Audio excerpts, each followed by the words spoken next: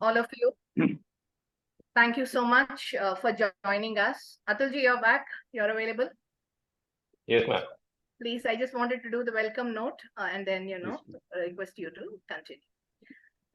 So this is our milestone month, I would call it as, and some of you must have been attending regularly because I see repeat audience, and because these are sector specific sessions, so we have different audience pool also. As you are aware, this is an initiative of our Management System Consultants Associations. One is Consultants Consortium of Chennai, and then we also have Management Systems Consultants Consortium. So these are the two platforms, the brands, which will be driving knowledge dissemination exercise across various sectors. A CCC, in short, we call for Consultants Consortium of Chennai, is a 4-year-old baby, and we are still learning. And we've been doing many of this knowledge sharing initiatives as a passion. It is a not-for-profit organization. Both the associations are not-for-profit organizations.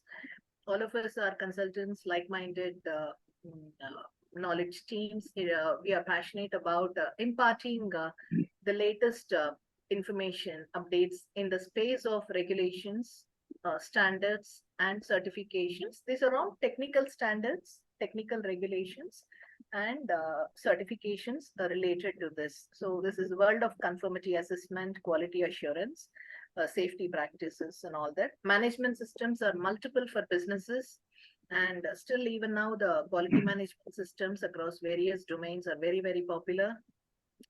Quality standards used to be very generic till 10-15 years ago, but now the global standards have become technical and sector specific also. We find more and more standards and schemes which are related to specific sectors. What we do is, from our association, we do have key milestone events like November month quality series. This is the month of quality, globally celebrated as Quality Month.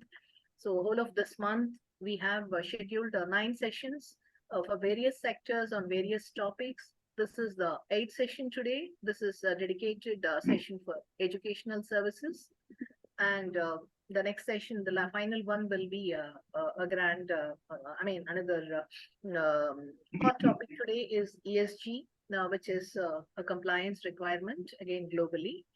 And then last month, we did celebrate World Standards Day. In the month of June, we celebrate World Accreditation Day, Food Safety Day. And, like this, we keep celebrating World Environment Day. Rest of the time, any specific topics, needs related to the new announcements, we keep doing it. So we do have regular delegates and audience attending it, and people who are unable to attend time, they also watch the videos. We upload all these recordings in our CCC's YouTube channel, and we communicate this to all registered delegates, and we find them watching the videos and even asking questions, trying to seek clarifications on their doubts.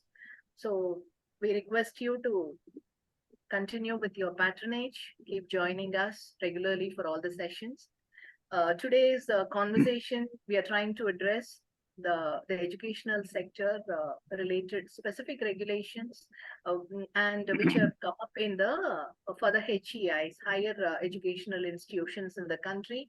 Some of these reforms are, I would say, it's going to create a lot of business opportunities, trade opportunities, even for various players in the educational space. So we will be touching upon regulations that are recently introduced for the higher educational institutions in the country. We will also be talking about the standards that they follow, the certification programs that are being followed in the HEIs. Even there, some of the amendments, recent changes that are introduced also for the quality standards and all that we'll be touching upon. We also have speaker addressing the initiatives that are happening in the school education space. So it's a broader spectrum. When we say education, we're trying to cover not only the HEIs or the UGC regulations. We're also trying to look at the school education, the kind of work that's happening in that space. And we also have a session today on alumni relationships, which is key stakeholder engagement.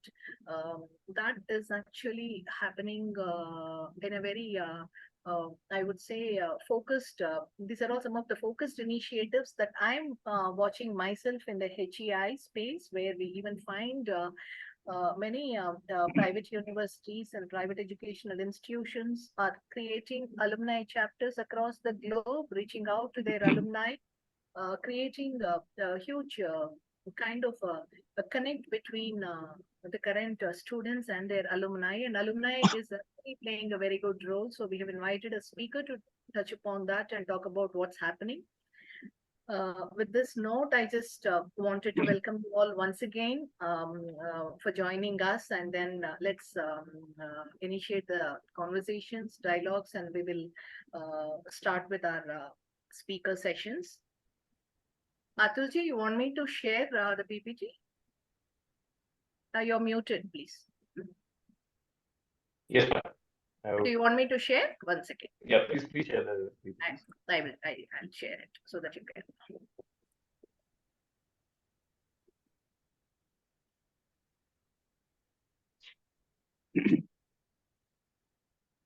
Is this visible? Yes, it's visible. It's not on the file.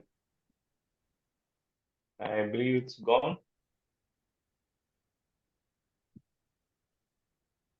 Yeah.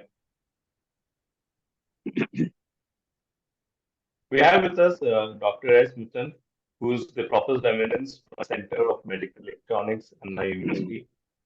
Dr. Saab has got 38 years of teaching and research experience. He's the director of Tiruchirappalli, director of Indian Institute of Information Technology.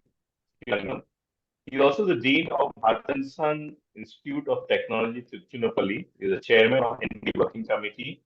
He's also the auditor for IEC 1725.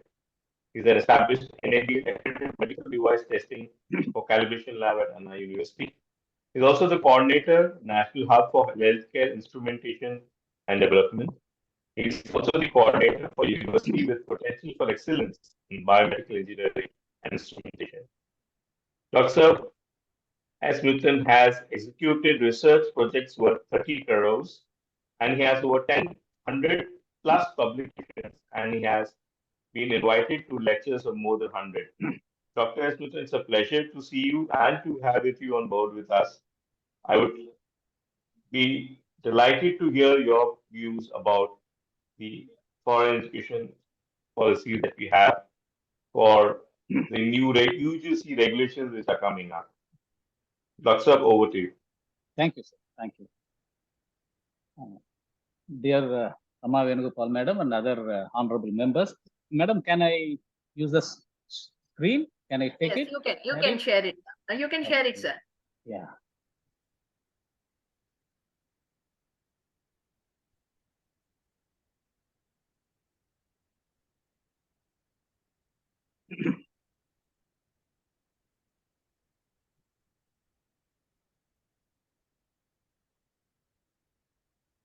Is it Zoom, Madam? Should I use Yeah, it is Zoom? a Zoom, sir. Down, you can see the share screen arrow, no, sir. Down. Yeah, I used it. I'll go to Zoom.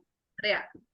And actually, not Zoom, sir. You share the screen. Share, it will yeah. Yeah. Okay. No, we are getting your Zoom screen.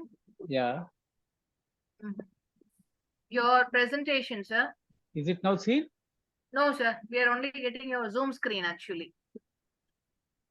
Any PPT? Yeah, PPT is there. Yeah. You have to share the full screen. Yeah, I used it. Yeah.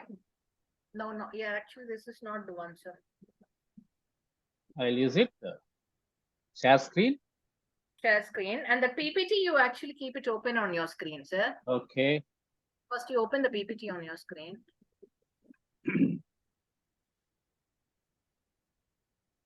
Yeah, madam, it's open.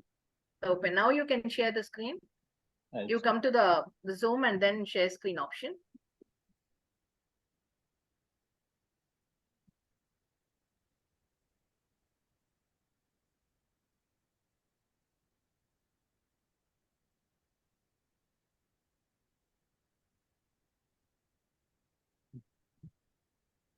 Share screen you do, sir? Yeah. Not happening. Yeah. Or if you can even actually WhatsApp me or mail me also, I can also open, sir. Not an issue.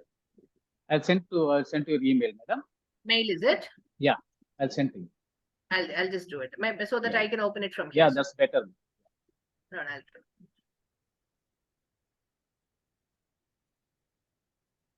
Yeah, he's sending the mail to. I'll send. Yes, yes, yes.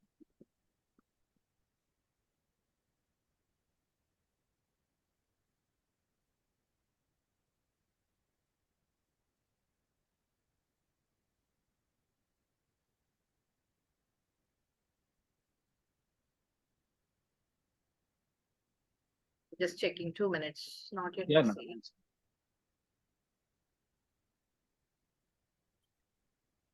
Oh. Which ID, sir? Is it my Rama or the association Yeah. ID? Association, madam. Just now you sent Association. it, madam. Yeah. That's the one I sent you a mail. Yes. Yeah. Oh, because I have multiple IDs. Just wondering which one it is. Not yet received. Yeah, madam. I just sent it.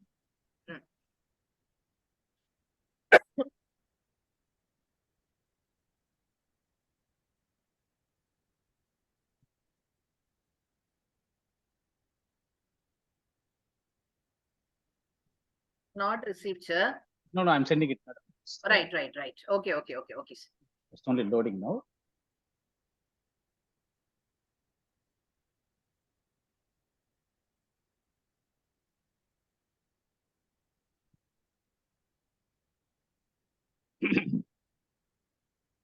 Should I receive, madam? Please check. Just checking.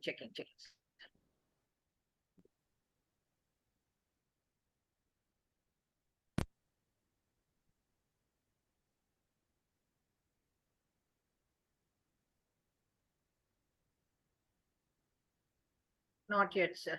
Well, I'll check.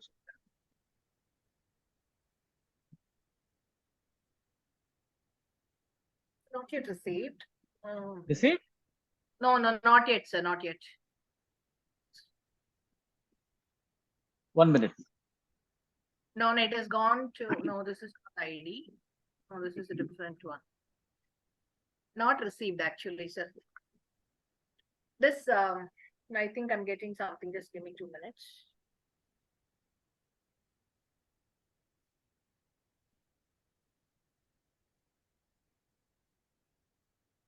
I guess this must be the one, sir. It's a little heavy file. I'm just downloading it.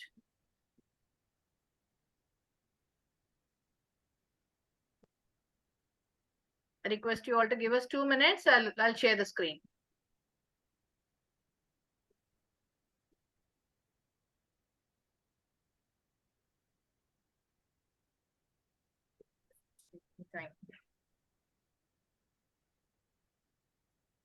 Thank you.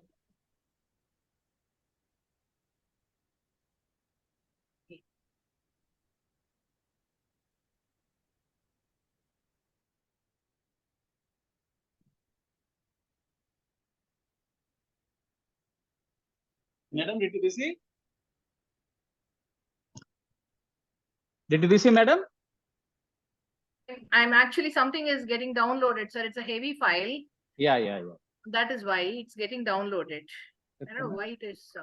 We're unable to actually share it here, sir. Have you opened the PPT there on your screen? Illa, madam. Close pani. You closed it, is it? Yeah. Okay, give me 2 minutes. Actually, it's getting downloaded. Okay. Maybe it is net connectivity slow, or I don't know why it's Wi-Fi only. It's a heavy file, actually. That's why.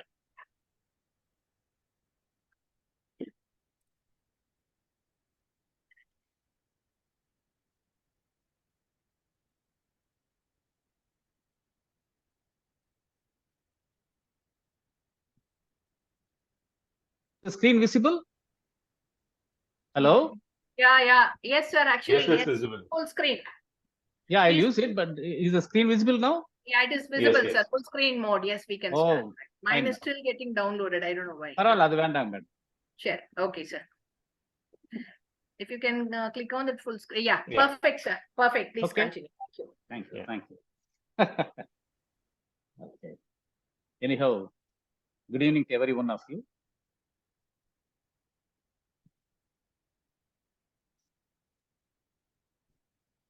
I am Professor Muthan, Professor of Eminence from Anna University. It's a wonderful opportunity to meet all of you and share my ideas about the UGC regulations on internalization of education. I think before taking up internalization of education, I'll just go through some of the beautiful definitions of education, because they really make up the real core, the values of education. So let me put forth before this wonderful audience very beautiful definitions of education. And how do people see education as? What does education means? See, education transforms every embracer into an enlightened soul. That's what is seen here. A bulky rock is converted into a beautiful temple. That is job of an education institution. Every human being, every individual has to become a beautiful temple, because it is the job of the current generation to see that every next generation takes life much easier than what we did today. Swami Vivekananda beautifully defines education as manifestation of perfection already in man and woman. Education is also what remains after one forgotten by everything that you learned in school, which means education is that which remains in your mind after having forgotten everything that you learned in school. Also, education is defined as education is not how much you know, you're committed to memory, or even how much you know. It is being able to differentiate between what you know and what you do not know. Whether it is national education or internalization or international education, finally, what is education? Education is one that tells you how much you know rather than how much you do not know. It should tell you what you do not know rather than what you know.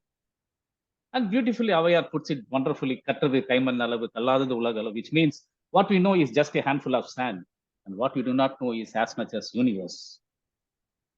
Also, it is said by Sir Ken Robinson that education dislocates very many people from their natural talents. I do not know whether you agree or not. It's a fact. Education dislocates very many people from their natural talent.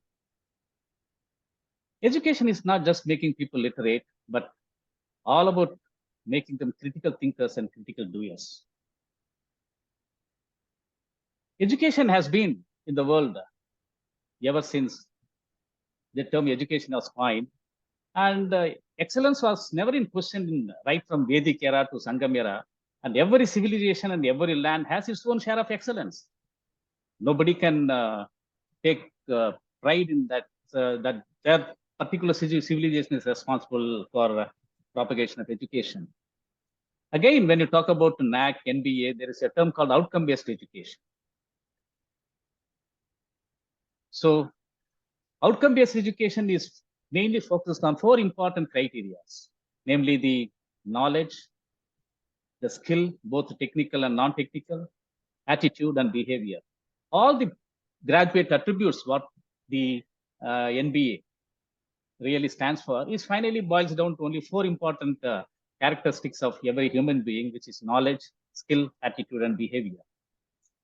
And certainly education is going through a very big transformation from a teacher-centered to student-centered, a sage on stage to a guide on the side, and the teacher has become a facilitator. There's a shift from commanding teacher to a coach, a mentor, to nurture, to inspire through a lot of learning styles across various learning platforms. So this is what is happening currently to the education, and every one of us will agree that whether it is national education or education given from abroad, all are focusing only on these 3 aspects. Coming back to the topic, National Education Policy 2020 was really a biggest milestone in the history of India. It has taken up education very seriously, and education is no doubt a serious matter. And let me put forth some of the holistic considerations of this education. The key principles of National Education Policy 2020 is respect for diversity, equity, inclusion, community participation, use of technology, conceptual understanding, unique capabilities, and whatnot, finally to boost critical thinking and creativity, and continuous review. These are the fundamental principles of National Education Policy 2020. Also, the NEP 2020 has 29 chapters and the 4 parts, part 1, part 2, part 3, part 4. And these 29 chapters are divided among the part 1, part 2, part 3, part 4, which are nothing but school education, higher education, other key areas of focus, and making it happen. Coming back to, again, NEP 2020, these are the core issues that are related to national education policy.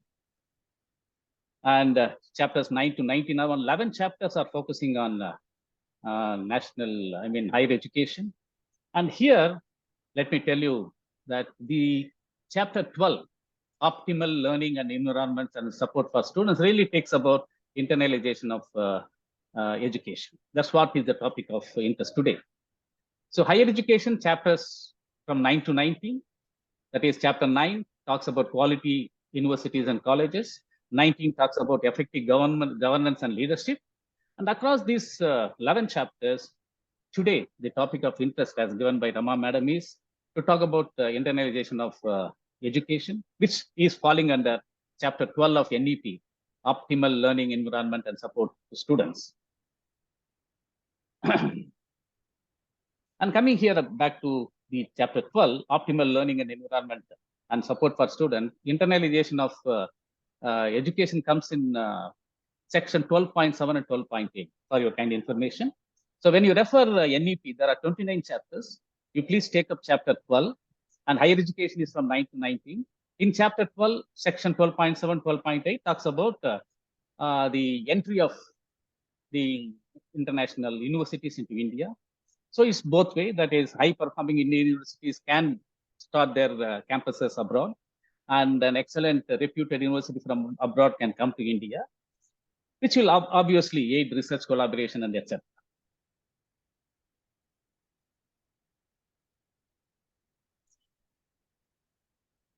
National education policy talks about access, equity, affordability, accountability, and also these are the core values of national education policy.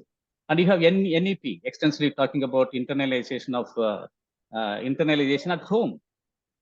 And this policy is very, very important because it is a need to promote India as a global destination, providing the education at affordable cost and make India again a Vishwaguru. Internationalization of higher education, this is the topic. And again, coming back here, whatever our NEP has given in chapter 12.7 and 12.8 as a policy, UGC has taken up very seriously, and it's come out. A lot of reforms have been done in the last few years under the UGC. And one of the important reform is in line with NEP 12.7, 12.8 is this internationalization of higher education. And thanks, madam. This is a topic that you have given to me. New UGC regulations for foreign higher education institutions. This is the topic of interest today. So this is drawing its inspiration from NEP 12.7, 12.8. New UGC regulations for foreign education institutions, setting up and operations in India. And there are certain, because policy has been given by NEP and the regulations are brought in by UGC. And that is what we are going to discuss today.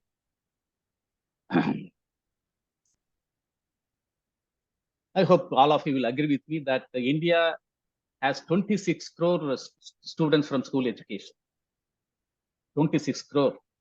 And it is now home to 38 million students studying across 50,000 academic institutions, including 1,100 universities.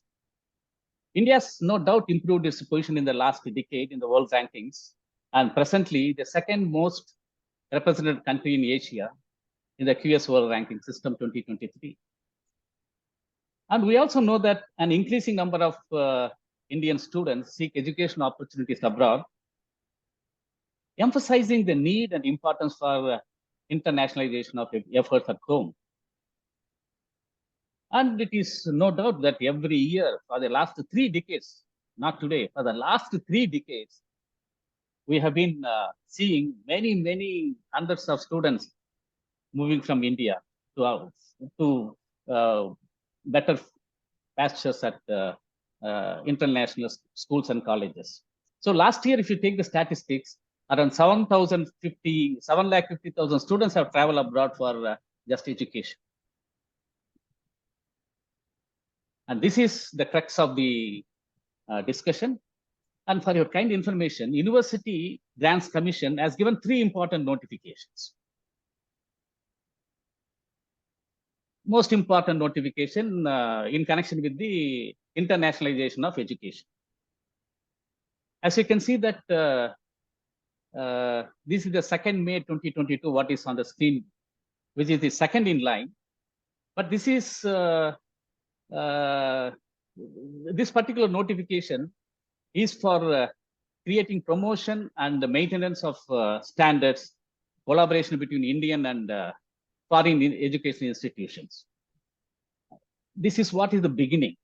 The University Grants Commission has given 3 notifications. The first notification is just promotion and maintenance of standards among Indian and foreign universities. And it is only a collaboration.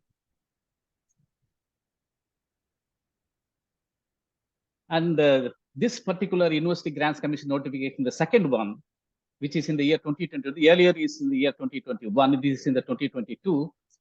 This is where the second important notification has come. The second notification UGC has really coming out with, laying down minimum standards for academic collaboration, so that twinning joint and the dual degree programs can be offered. Kindly for your information, first one talks about only academic standards and collaboration.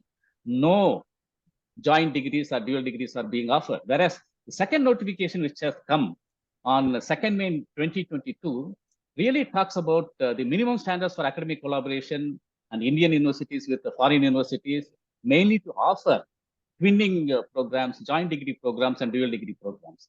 This is really an important milestone in our higher education. And then the third notification has come. So the first is just a collaboration.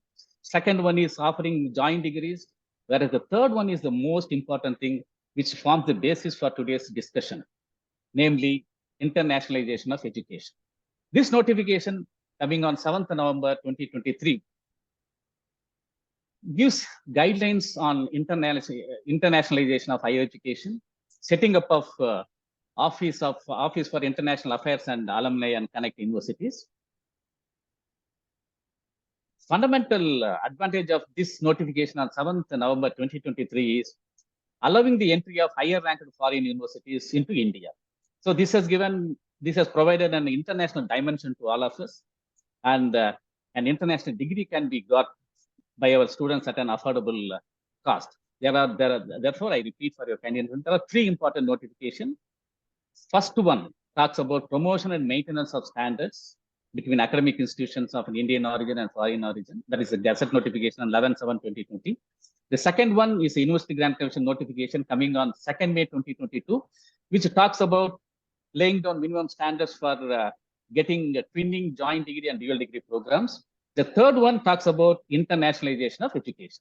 These are the 3 important notifications that has come in the law in the last few years. And today we'll be focusing on the third notification, which has come on 7th November 2023, discussing about how an international university can set up its operation in India. When you look at the regulation, these regulations are called University Grants Commission Regulation for setting up of offices, foreign education seeking approval. In fact, foreign education institutions seeking approval under these regulations to conduct certificate courses, degree courses, research programs at the level of undergraduate, postgraduate, and doctoral degree and postdoctoral degree. This is the need of this particular objective of this particular notification. And again, there are definitions. As all of you know, there are standards. The standard starts with the titles, definitions. Here, the Act means UGC Act. Campus means a campus set up in India by a foreign higher education institution for the sake of giving certificate, diploma, degree, research, etc. Course means a program of study. STEES is known to all of us. Again, foreign education higher institution means an university or education institution is duly recognized by the country of origin. That is very, very important. And also its program should be recognized. Program means a study program leading to award of a degree. So these are some of the definitions that are listed under the Act 2023. These are the regulations actually. And internalization of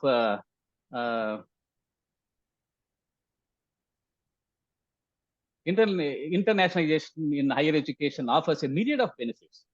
These regulations, actually, the UGC regulations, 7th November 2023, aims to facilitate the entry of foreign higher education institutions into India in line with the NEP 12.7, 12.8, as we already discussed. In fact, all of you would agree with me that it fosters cross-cultural understanding, exposes students to diverse perspectives, collaborative research opportunities with international partners. The exchange of faculty and students enhances academic excellence. So these are the advantages of internationalization of higher education.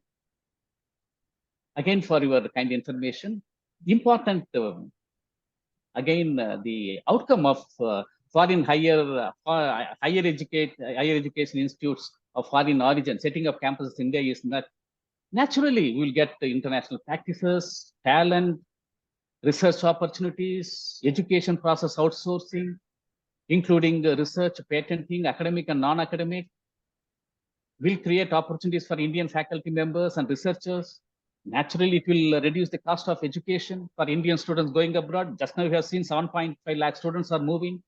But in this context, again, I recently listened to one of the interviews given by our Honorable Chairman UGC. He is of the opinion that, see, there are 26 crore students who are passing out every year in India. And these 26, out of these 26 crore, I mean, 7.5 lakh is nothing. Therefore, as per his prediction that the students moving abroad will certainly enhance in spite of wonderful campuses which are being, established in India, in spite of foreign universities bring their campuses of India, the students flowing out of India will not reduce. It will continue to increase. However, more opportunities for the students who would like to stay in India and get an international degree also would increase. So this is a double-pronged approach. It's a very good option so that most of the Indian students who are capable, who have sufficient money, they can go to foreign country, they can get degrees from foreign universities, staying in foreign land, as well as students who have less money or who would not like to go to a foreign nation will have the same opportunity, same kind of infrastructure, laboratory facilities, academic and research enabling factors, and finally be in India and get a degree. So both are possible. I think there is a very good option in future that yes, India can grow both inward and outward, and it will save a lot of forex for India, and foreign higher education institution reduce cost of innovation, and also the advantages also for foreign countries. As per this regulation, they encourage that as soon as the foreign universities come here, naturally India is a talent. We have a lot of talent. Extraordinary scientists are here. We are very brainy people. Therefore, once they come to India, the land cost is free. The education fees are very much lower, and the talent pool is very high. Therefore, the cost of innovation, research, using the large talent pool in India is an advantage that works in favor of the international universities and academic institutions of higher. And also, collaboration between Indian and foreign higher education institutes will lead to exchanges, joint and dual degree and tuning programs as per the second notification, 2022. Joint research leading to international exposure of our Indian students, the opportunity to learn in the Indian higher education institutions. These are the 4 pillars of internationalization: exchanges, joint degrees, joint research, opportunities to learn for Indians in higher education institutions. These are the 4 pillars of internationalization that has emerged out of the goals of NEP and through the regulations of UGC that has been put forth on 7th November 2023. Ultimately, it is going to create campus diversity in Indian classrooms, and Indian higher education will move towards becoming one of the world-class country and to regain our Vishwaguru status. This internationalization of higher education will create a brand name for India, brand India for higher education, India's soft power, culture, and Indian knowledge systems. And these are the following 4 important things of this internationalization of higher education. Indian higher education institute certificate campuses abroad. This is one advantage. And foreign higher education institutions setting up campuses in India, second advantage. Collaboration between Indian and foreign higher education institutions, and then international students in Indian higher education institutions. These are the four important four-pronged approaches in internationalization of higher education. Major initiatives certainly are taken by the government, thanks to Government of India, the Ministry of Education, the regulatory bodies, UGC, All India Technical Education, AICT, Higher Education Institute, and all are responsible for this wonderful policy and adopting this policy, coming out with the regulations as notification. And addition to that, we have the UGC again has come out with wonderful reform. And it is in fact encouraging educational framework for global citizenship in higher education. This is another important chapter in UGC. There are more than around 18 to 19 reforms that has come in the last, a couple of years, out of which internationalization of higher education is one, and this is educational framework for global citizenship in higher education. So global citizenship approach is nothing but creating awareness, global awareness, international dimension to our curriculum.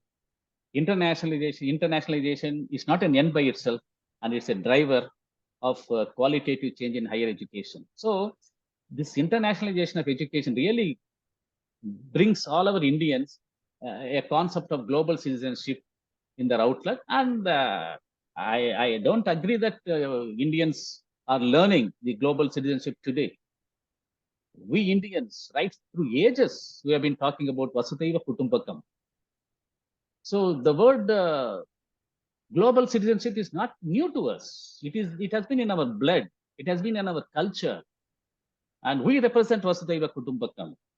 Yadu Mure Yavarum Kelir. The Shanti, the world peace. And in fact, we Indians by birth are cosmic citizens. And no doubt we had Takshashila, University of Nalanda, are excellent examples from ancient time that explicitly demonstrate that concept of global citizenship for an Indian is not a new and not even alien to us. So one world, one people. But anyhow, the world is cyclic. There are ups and downs. For the last 1,000 years, we have been seen India has seen the downfall. Now we are rising. But the core issue of Vasudhaiva Kutumbakam has not left us in the last 1,000 years, because we have been adopted this for many, many thousands of years in prior to this. And the Indian education system is one of the best. So you can see there are, in fact, 4 stages of education. 1/4 you learn from a teacher. 1/4 you learn from, you can see 1/4 you are learning from a teacher. 1/4 or 25% of education you learn by yourself, self-learning. 1/4 through debates, discussion, arguments. These are all part of India. Critical thinking was developed, and 1/4 by teaching others, by imparting knowledge and with experience. Therefore, these wonderful steps of learning processes, which are part of the great Vedas, are not new to us. The globalization is not new to us. And unfortunately, we lost track and we are coming back slowly. And this is unjust. This one slide will give whatever I have been speaking for the last 15 slides. Internationalization of higher education. And then you have the brand India, soft power, culture, and these are the alignment of global norms and standards. These are NEPs, and these are the regulations of UGC that is bringing up these advantages. So quality education, improvement in forex, job and research, funding, then enhance their quality and research in focus. And what is the advantages for foreign universities which are coming to India is international practices are brought in, and the EPO, then educational process outsourcing, opportunities for Indian faculty members, cost of education, reducing cost of innovation, and collaboration between Indian and foreign universities, and advantages for international students to come to India. That should be seen. Many universities are coming to India is the initial state. I wish that at least in another 10, 20, 30 years, I think many countries should look for India to create our campuses there. I think that is the day we cherish. And naturally, now we are coming to the third. So we have seen the short title, different definitions as per the regulation November 7, 2023, which is a notification. So this notification, I kindly repeat for your convenience, is outcome of NEP 12.7 and 12.8. So 12.7, 12.8 is a policy decision making, which talks about internationalization of education. And that has been brought into practice by regulations created by UGC. There are three notifications. First talks about only collaboration. Second talks about offering degrees, joint degrees, and then dual degrees. The third is really the crux of notification, which talks about internationalization of education. So under the internationalization of education, November 7th, 2023, we have seen the short title, we have seen the definition. This is the third one, which talks about eligibility. So eligibility, which universities of foreign origin can come to India is the top 500. As you can see that, it should be said that the university should have been in the top 500 in the overall global rankings, or it should have secured a position with the top 500 subject-wise category of global rankings. So this is the eligibility. So any foreign university that would like to set up its campus in India should be in the top 500 global rankings, and two or more foreign universities can also join together and establish campuses in India, but each university should be within 500. So an individual university can come and establish this university, but it should be in top 500 rankings, global rankings. Two or more international universities can come together and establish campuses in India, but however, each university should be in the top 500. Then there are procedures for approval in the regulation. In fact, if any university would like to set up more than one campus, naturally a separate application has to be forwarded to UGC. And whatever fulfillment of criteria that we have seen earlier has to be met. And the application has to be submitted online with a non-refundable processing fee. I'm continuing with the procedures.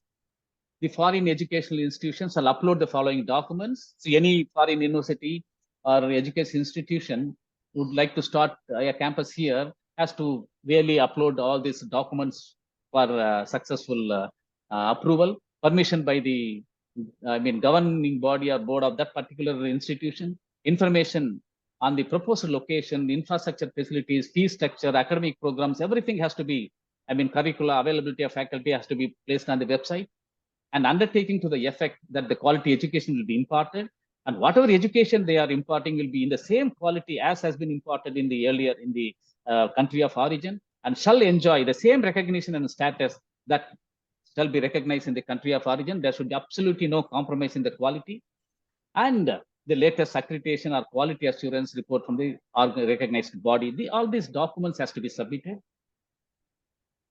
Further to our discussion, in fact, once these documents are submitted, UGC will appoint a standing committee to examine all these matters. So setting up and operation of these campuses will be really steady. Assessed, each application will be assessed on merit and consider its strengths, outstanding contribution, research capabilities. Finally, the August Standing Committee will take a decision and give recommendation within 60 days of the application. Subsequently, Commission may, within a period of 60 days, grant in principle approval and issue a letter of intent to any foreign higher education institutions to set up campuses in India within 2 years of its date of approval. And the higher education institute of foreign origin has to set up its campus within 2 years from the date of approval. And Commission reserves the right to give extension, as most of the cases. And the foreign higher education institution shall convey its readiness for the commencement of its academic to the Commission. These are all some of the procedures, and the Standing Committee will issue the approval. Coming to the fifth class of the notification, admission and fee structure. The campus of foreign higher education institution evolve its own admission. That is what the UGC chairman has wonderfully said. Once the foreign university has come, I think there will be no interference at all. The university, jointly with a local university, can establish an institution, evolve its own admission process and criteria to admit domestic and international students, shall decide autonomously on the fee structure, make available the prospectus on its website at least 60 days before the commencement of admissions. And also, the higher education institutions of foreign origin has full rights to provide full or partial merit-based and need-based scholarships, also give tuition concessions. And one of the important point is they need not pay annual fees to the UGC, as in the license Raj, as the registration processes. It's sufficient if they just give one-time application fee. This is what a special note to take on. Coming to appointment of faculty, as per the notification, as per the regulation regarding internationalization of universities, foreign origin, the foreign higher education institutions allow autonomy to recruit faculty and staff, may decide the qualifications, salary structure, and other conditions of service. Again, the foreign higher education institutions shall ensure that international faculty, most international faculties are welcome, either on full-time or on part-time. If part-time, the notification says that they must stay at least for 1 semester, 6 months. Coming to general conditions, they should not admit students unless it has been the process, the university has been duly approved by the agencies, and shall ensure that education shall be imparted in a similar manner. This is very, very important. There should be no compromise in quality. The education institution of foreign origin shall ensure that whatever education it imparts to our students should be similar in all respects to that of the country of origin. And the program shall not be allowed to be offered in online. The university may be in a foreign nation, and from there they cannot offer an online program. It has to be conventional. They have to physically create an infrastructure here, physically have a campus, then only they can offer such modes. But however, certain online lectures can be delivered. Absolutely, there is no bar on that. However, the campus has to be physically present in India. Again, the foreign higher education institution shall seek prior approval before starting a new program. Having started an university, it may keep on offering programs. Again, these programs should be recognized by the country of the origin. That is also there, the same nomenclature. And then the qualification offered in the campus of the higher education institution, regulations awarded the same name. That's what I'm trying to say. The qualifications offered, the campus, and the name of the degree should be under the same seal of the foreign higher. Absolutely, when the student goes abroad, he has to be respected in all respects. So whether it is equal to almost studying in US, Canada, Australia, absolutely there should be no difference in the degree. The qualifications awarded to the students in Indian campus shall enjoy the same recognition. That's what I was trying to put forth before you. The qualification awarded will have the same recognition, same status as if they are conducted in home jurisdiction, recognized country of origin. In continuation of the general conditions, again, qualifications awarded under these regulations shall be equivalent to any corresponding degree awarded by Indian. Again, Indian higher education should really accept it as an equivalent degree. So that also should be taken care of. It has rightly been taken care of by UGC. And foreign higher education institutions shall present their adequacy of financial other resources. Yeah, they have to show the financial resources, and shall have physical and academic research infrastructure right in India, shall not offer any program which is contrary to the standards of higher education in India, shall not be contrary to the sovereignty and integrity of India, the security of our state, cross-border movement of funds, maintenance of foreign currency and accounts. Everything should be as per the provisions of Foreign Exchange Management Act 1999. And then receipt or utilization of foreign contribution again has to be compliant with our regulations. And if any higher education institute desires to receive donations from any foreign sources, yes, it can. However, it should get obtain prior permission from the central government. The foreign higher education institution shall abide by any other conditions as specified by the commission now and then. And another important thing is that the foreign higher education should not promote, should not be, shall not act as a representative of the parent entity and undertake some promotional activities. It is forbidden. It's not correct.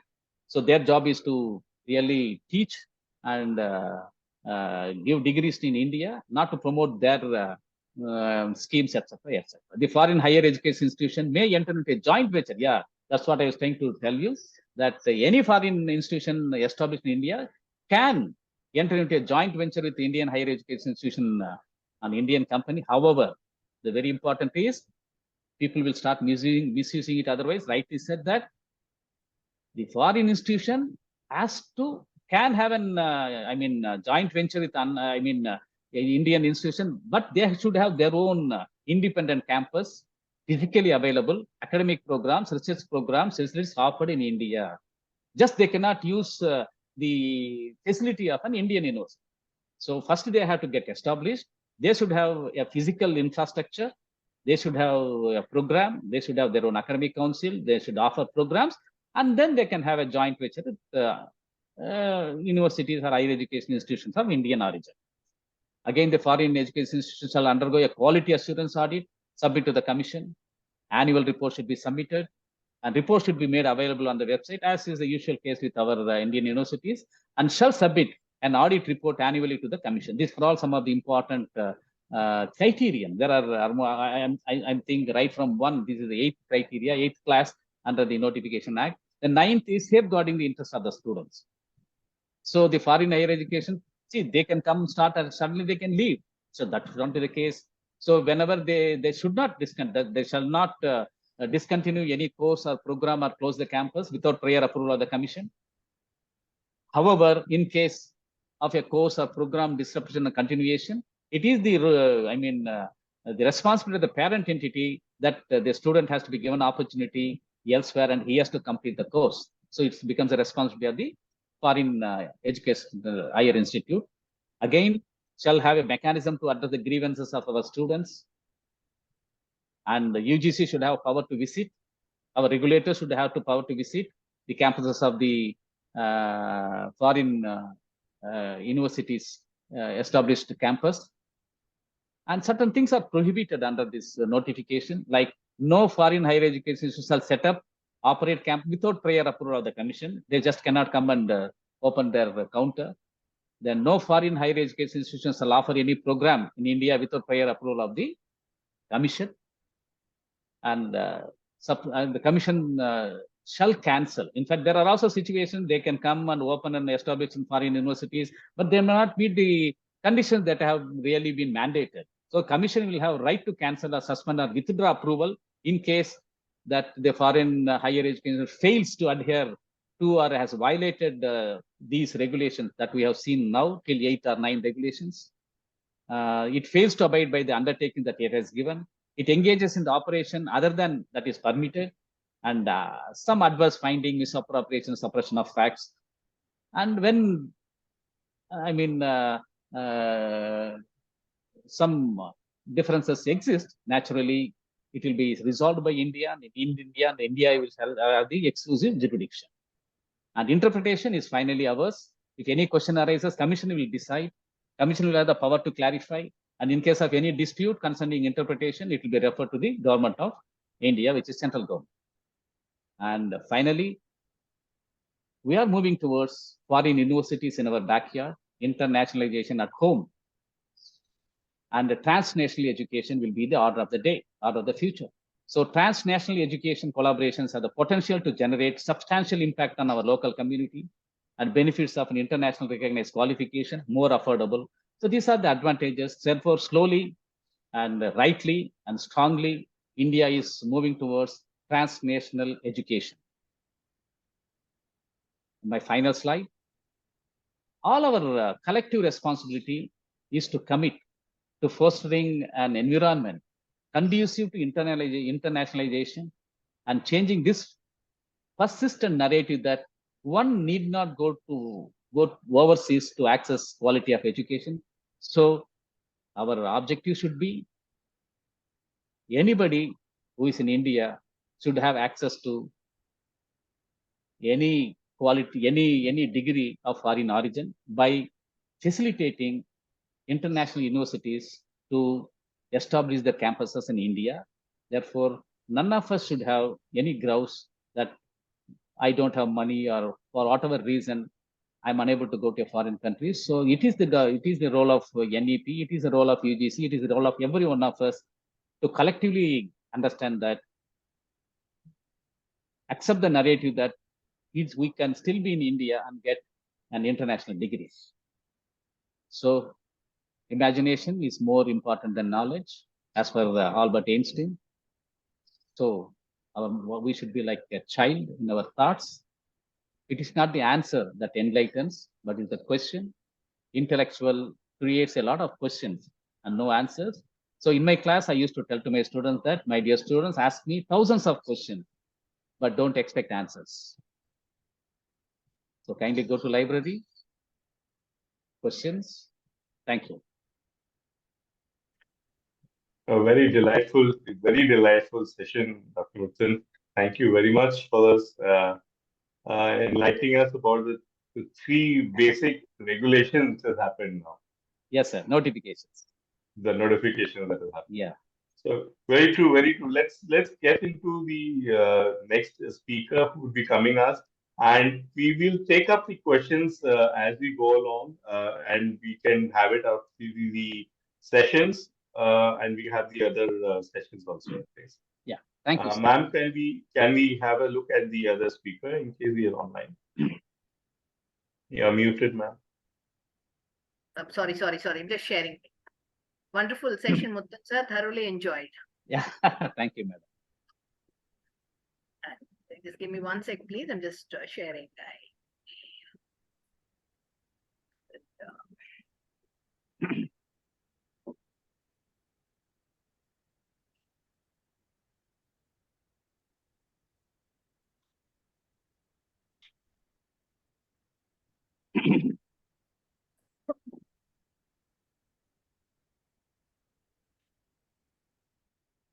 Goes the PPT, I guess. That's fine. Yeah.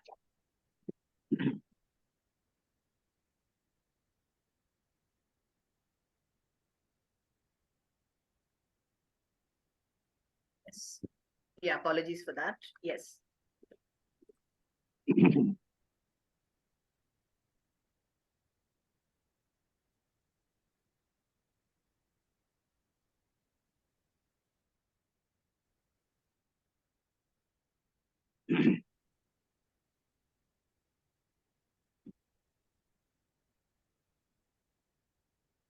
So good afternoon again, once again, members.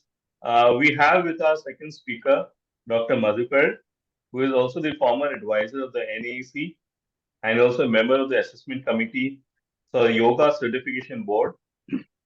He is a qualified mechanical engineer with MBA Finance and PhD in Quality Management, with 3 decades of experience in 8 years in maintenance and marketing industries, 6 years in education consultancy, and 21 years in assessment and accreditation. Dr. Madhukar has been working in NAC Bangalore and is a member of the various committees, boards, IQAC of universities, colleges across India. He has been the recipient of the Endeavour Executive Award bestowed by the Government of Australia, and he has presented papers in various international forums recognized for merit and published many project reports, research papers, and articles in newspapers. Dr. Madhukar SBS, it's a welcome you on, and he'll be talking to us about NAC past, future, and we'll hope to have a delightful session and viewpoints and from you. Dr. Madhukar, please go ahead. Oh, good afternoon to all of you, and I'm delighted to be part of Consultants Consortium of Chennai. Consultants Consortium of Chennai. I'm happy to be associated with it. This is the first time I'm being part of your program, even though I have noticed your ads, etc., many times earlier. So I'm happy, and also I'm happy to Anil Johri Saab, who has possibly referred me to you recently. So my task is made quite simple by the earlier speaker when he spoke about internationalization completely and thoroughly. So now what is left to me is what is not internationalization right. That is left in our country. So now I have to talk about what is not internationalization and what we are doing inside our country over the last 20-25 years. I just share my experience. Like he said, he only allows questions but gives no answers. I go by the dictum. I will also give my thoughts, but you don't expect me to answer what I say also. So now let me start my presentation. It is a very few slides.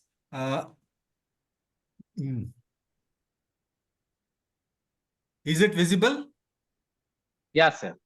Yes, Thank sir. you. Yes, Generally, I get stuck at this point itself in my presentation many times. It doesn't open at all, and I do a lot of circles to get it around. Anyway, thank God it is open.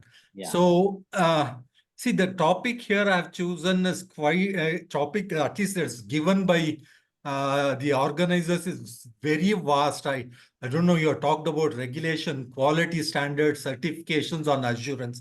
At least even each of that we take and start discussing, I think it will take at least few days to come to any reasonable conclusion. It is so vast. So I limit my sharing of my views to the experience I had in an accrediting agency, primarily NAC, National Assessment and Accreditation Council. I started right from its inception. And about three years back, I took voluntary retirement from that organization and been consulting consulting in the sense promoting the concept of quality through various organizations like universities, colleges, etc. So it has been a experience which has thrown light on so many aspects in the field which we don't realize at the top level. At the bottom level, so many things we plan at the top, it becomes difficult to implement in bottom for various reasons, including, I could say something you may call it very silly. There are times when seminars are not conducted in this country, even when money is given, because the head of the institution feels that he's going to retire in another 6 months and he don't want to take any risks. You see where we stand in reference to our students. Who is losing it? Who is losing in the game? It is finally the students who lose in the game, that then don't get that exposure. So this is from one end of the spectrum to the other end. We have a lot of stories to share like this. But anyway, I will try to do justice to the topic that is on hand with sharing of experiences. And this concept of quality in higher education has been more than 25 years, because it is started with the first earlier education policy itself, where they said the quality has to be improved, etc. Radhakrishnan report, all that has there. And lately, about 25 years back, the UGC established National Assessment and Accreditation Council with headquarters in Bangalore to take up quality. And NACS decided to work on institutional accreditation. That is, institution as a whole will be the unit of accreditation, and it does accreditation of universities and colleges. I don't go into the details because many of you know about it. And similarly to the colleges, whereas NBA, at that time, the National Board of Accreditation was doing departmental or program accreditation, that they continue to do so.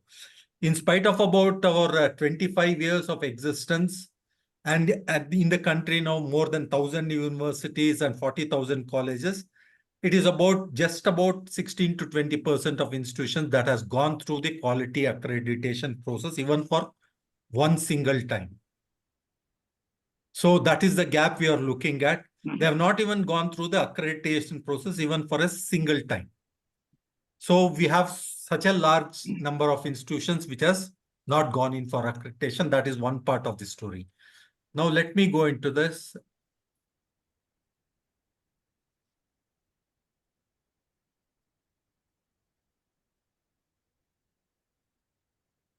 Let me move to the next slide. The slideshow, sir. Yeah. No. Could you get it? Yeah, it's T20 slide. Yeah. See, now let me go to our recent, since we hold the presidency of the G20 program, which we had in India recently, and we are president still, I think, 3 more days, 30th of November. Even in that, there was an extract on delivering quality education. G20 also discussed this issue.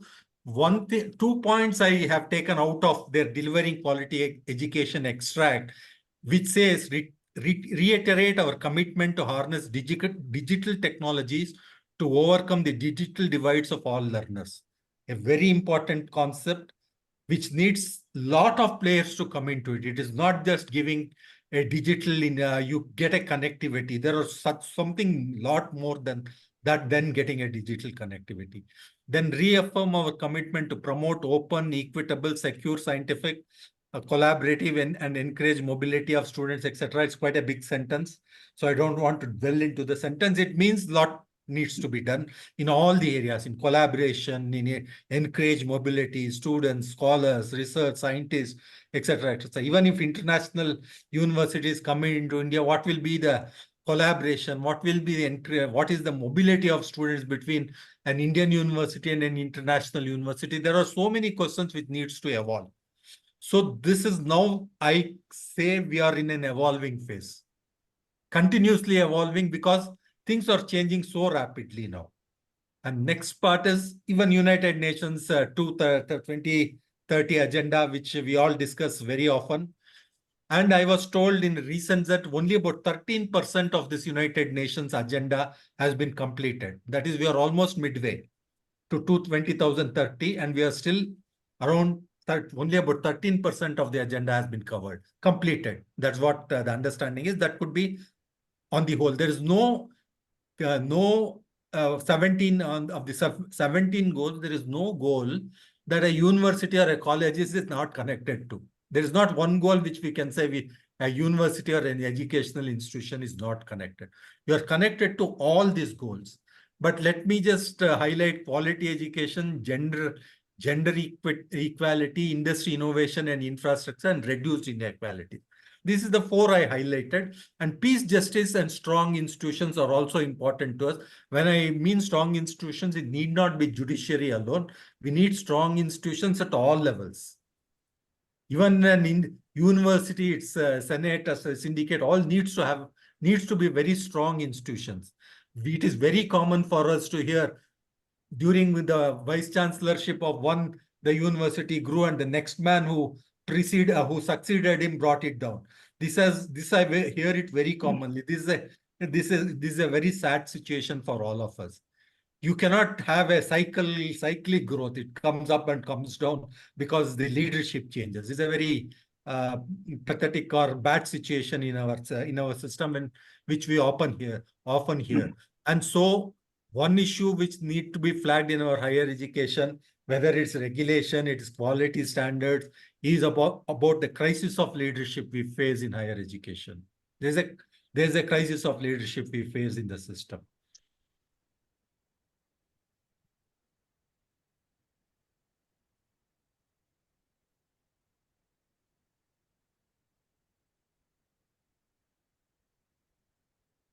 Next, what are the fast-changing concepts? Anyway, we knew about the pandemic, which made technology available today. Our Zoom meeting is today possible because the pandemic made this happen. Otherwise, we could have taken another 10 years. Now, NEP, sir has already talked about NEP. And I don't know, NEP, I will discuss a little more on the NEP slides later. Technology, we know that. Now, the problem with technology is we have the technology. Now we have the crisis of how to use it. Now you have technology in a college. You have hybrid models, etc. When a lot of surveys have told that the hybrid online model has not been effective, or most students have not been impressed with the online model of higher education, which was part of the pandemic. So now there is a lot of confusion in whom to be, whether UG should be given online, PG should be given online, or it should be hybrid at both the levels. So this technology talk will continue for a long time.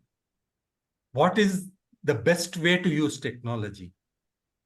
And in education, it will take a long time to understand what is it, how is it? And then when you talk about artificial intelligence, we are talking about too many things too fast for our system to observe all this. We are talking about 1,000 universities and 40,000 colleges in this country. And I could rather exclude talking about Bangalore, Delhi, Mumbai, Pune, or few of these centers where these words are familiar. Maybe in other parts of the country, many of these words are not familiar. So I have seen a place where I was asked question, where is UGC and what is UGC? So that is, see, you have to understand the ground reality of what we are traveling at. So that is one. Then the gig economy, which will affect across board. And I don't want to get into gig economy. Other unfortunate fact to see the Ukraine war, which has hit us, like hit us directly or indirectly, which has hit us. Like we are only then we knew that they are the world leaders in producing sunflower oil.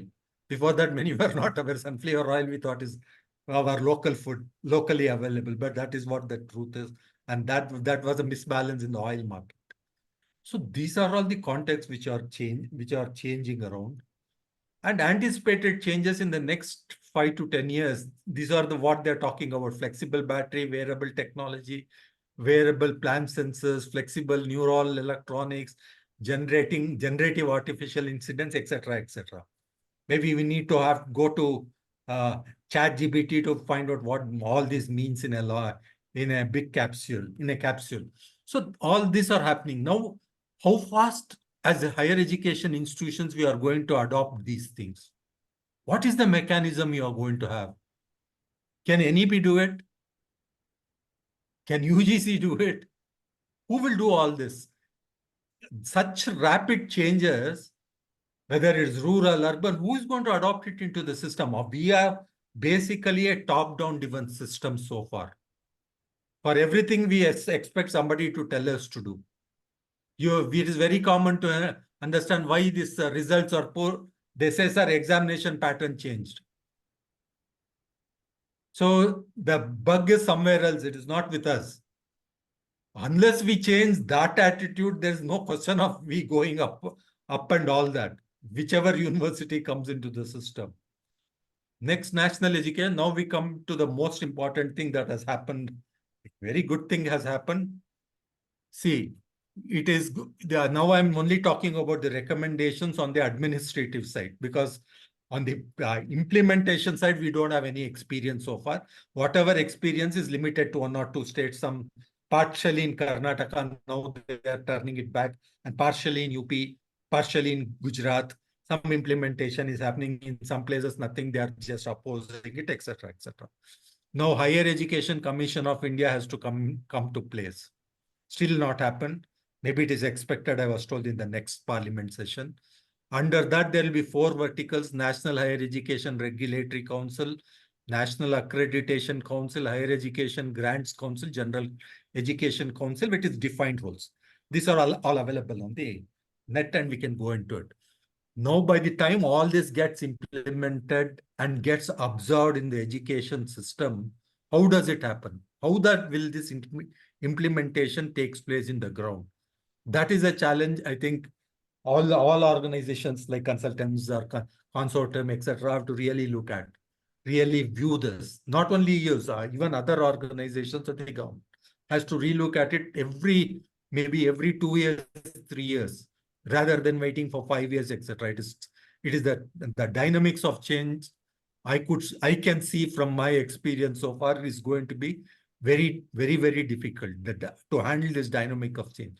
Or in other words, as industrialists, you're all very aware, the management of change, which will be the crux of all this. How we are going to manage all these changes. We can define all this. We can give academic definitions. We can talk about it. We can give experts. But at the ground, the people who are handling it will be a challenge to all of us. Then I have just taken few changes recommended. Independent ecosystem of accrediting institutions. That is, there will be a multiple accrediting systems that will operate, and institutional development plans to attain highest level of accreditation. That institution, it must have its own development plans. Then in the long run, accreditation will be a binary process. That was what they thought it is in a long run. But latest we understand from the K. Radhakrishna Committee report, which has gone into, which has been published recently, I've taken very few highlights on that, because it says accreditation will go through what is called as a binary. It will be binary: accredited, not accredited, and not ready for accreditation. These are the 3 areas. Why I'm talking about all this is directly related to what we call as our quality of education, which refers to your quality standards, regulations. And they also are saying in the NEP report, regulations will be light and tight, and regulations will be addressed through accreditation. This is going to be a biggest challenge. Regulations to be addressed through accreditation, and accreditation will be helped by transparency. Transparency will be how accreditation will be achieved. So transparency means you have to keep your data right, etc. And in fact, we are the one, to my experience, we mismanage data to the largest extent possible, provided we have data itself. We don't have data in one point. In a university where you work, you can just go by example. If you go to one department and ask how many affiliated colleges in your university, he will give one number, and you go to another department, ask, he will give you another number. That is the kind of data we have in our systems. Things are improving. I don't want to sound a pessimistic note. Things are improving. Things are changing. We are progressing. All that is right. But the rate of progress is what bothers me. The rate. What is the rate with which we will progress? And these definitions are not clear. So I'm not sure. I don't want to really comment on this. What could be not accredited and not ready for accreditation? These are all very important terms that has been used, but we still have to await what it means. And I was told by December NAC is going to change its processes. That's the understanding I have. The accrediting process, which will have an important dimension based because of the NEP.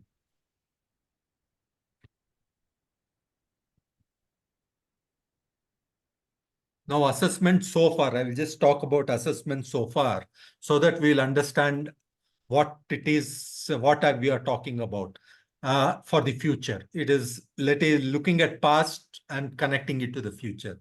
When the establishment of NAC happened in 1994, Bangalore, simultaneously NBA was established in Delhi. Now it has become an independent thing, all that. I'm not getting into that administrative part of it, but it started at the same time. Now NIRF ranking framework also has come in. That also I'm not taking into it. But in the last line, you can reintegration of assessment process into a single institutional entity. Entity is what is being planned, because all this will be brought into one system, that is National Accreditation Council. That is one of the four verticals which I spoke about in the earlier slides. All this will be on one vertical, that is the National Accreditation Council, which will look into the quality of the Indian higher education system, including possibly the international one. They have to go do audit, as Sir said. They have to go through assurance audit. I don't know who does it. Maybe they have to. One of these bodies may have to do it, but I'm not sure of that. So about NAC, first 10 years, what happened? First 10 years of NAC, because history will help us to understand what is going to happen, what we can foresee in the future. First 10 years, there was huge resistance to the process of accreditation itself. And it did not take off very fast. In fact, it started with Kerala first. Kerala started first, then it moved to, then Assam, then it came into Maharashtra started, then Assam, then Haryana, etc., etc. But it has not continued at the same space. But even though as on today, the resistance has changed. Resistance to accreditation has overcome, and people accept accreditation. That is one achievement we have achieved so far on the quality front. I can say accreditation has been accepted across India, and there's no state in this country where an assessment as an accreditation, NAC accredited institutions are not there. Then the next few years of the first years of resistance, it went into a growth phase, where I said all this different growth phase happened, and the large scale institutions got accredited, government supported it, UGC supported it, and this accreditation took off. And now in many parts of the country, accreditation institutions are there. There is competition, which is good. There are issues which is ugly, etc., etc. Now, recent year, there has been a total review of this accreditation process. which you are all aware that there are issues which has come out of this accreditation process. Total dissatisfaction basically about the grading system. The grading system has been, there has been total dissatisfaction on the grading. Many institutions feel some other institutions are overgraded where they are undergraded. And there has been controversy. Some institutions have even crossed the boundaries of IASC, etc., etc. I'm not watching for one way or the other. I'm not saying one institution cannot improve over the other institution, because that is another problem we face. We say you can improve. At the same time, we put a barrier saying you cannot improve more than that institution. It's something like a mental stop we have. How can that institution be better than the best we have? So you have that barriers which is cultural in nature. We find it difficult to accept somebody has done better than what we think is the best institution. So all these issues come up. And I have visited the best institutions in the country, and they do have their own drawbacks. It is not that our best is not something we can be saying there is nothing these people can do that they have to improve. That is not true also. But anyway, taking names and all doesn't help here. So, but this is the issue of accreditation. So now we have come to a point where this top-down approach will not work anymore. You cannot keep on asking, you send your guidelines. Okay, you tell us what to do. You tell us where to hose a flag, or you tell us where to put this. You send us this one. When the regulations has to be light and tight, the responsibility and accountability will also increase simultaneously. Unless the institutions come up with accepting responsibility and become accountable, this whole idea of light and tight regulation will keep on, the aspect will keep changing. It will not be, then regulations become again tighter, and we'll end up in the same situation where we thought we should be coming out of it. That's what NEP says in its report, that we have to come out of tight and right regulation, and we are not able to do it. So now it is a transition process. According to me, we are going through a transition process of at least another 10 to 15 years, where we will see some kind of a stability, where the system, okay, we'll say we have stabilized to some extent. Now, that is what I could say as phase of uncertainty. The higher education ecosystem in the country is in a state of flux and needs to reinvent itself. All institutions, irrespective how it is, the process of change will stretch over a period of 10 years and be largely institution-centric. It will not be a regulatory body-centric or an act-centric, etc. Earlier, we said in NAC, we proposed you start an internal quality assurance cell. The next question was, you tell us what is to be done, how to start an internal quality assurance cell. Now you tell us what should be the membership of an internal assurance. Now you tell us what should be the payment that is made to be made to the internal director of internal quality assurance cell. So we have so much used to, you just say, you tell us, we will do only that. And it also helps to say why you have not done this, or we have not told to do this. This is the benchmark we have. This is regulation we have. So we did not do it. So that I think will break. So each institution has all its own mechanism to adopt continuously to changing ecosystem. You cannot wait for things to come down, because in this country with so many states, each state having its own political dimensions, educational dimensions, etc. You cannot say everybody will improve simultaneously. It will not going to happen. Things will always change. Some parts of the country and to the other part of the country, I can myself say there's a difference of 20 years in the systems we have. 20 years difference I can easily maintain. So this now anyway, the technology should help us to bridge this gap, because we can get the talent from one place to another, at least through technology. Possibly that should help. So we are through the phase of uncertainty. My way of looking at is change is going to be uncomfortable, embracing, involves unlearning, involves learning. Change can be incorporated to little extent, perhaps a little practice. And who is going to drive this change? See, this is going to be a frustrating process. To drive this change is going to be a frustrating process because it's not easy. People are so much used to it. At least my generation is over. The next generation, the student, even now, when you talk to students and teachers, there itself is a large gap, in communication levels. They are thinking so much differently than you are thinking. Our time, we thought by the time retirement, we own a house, that's the biggest achievement. Now they want to go around the world by the time they are 30. So that is the change that has been seen in the aspiration levels, as our Honorable Prime Minister says. Aspirations are totally different. So we have to be fast to reach that aspirations of the younger generation we have. They, as you mentioned, I agree with you 100%, sir. They are bright. They can do wonders. Give them the opportunity. They can do it. As you rightly said about that, the rural one, they're talking about education in regional languages. But I think Karnataka, they've opened in engineering. Nobody has joined. Till there, that is the latest status. That happened in Tamil Nadu a few years ago. I don't know. We have to try. Even Gujarat, they said the same case. I don't know about the other states. What is the reaction? So what we think will happen is also not happening at the rate we expect it will happen.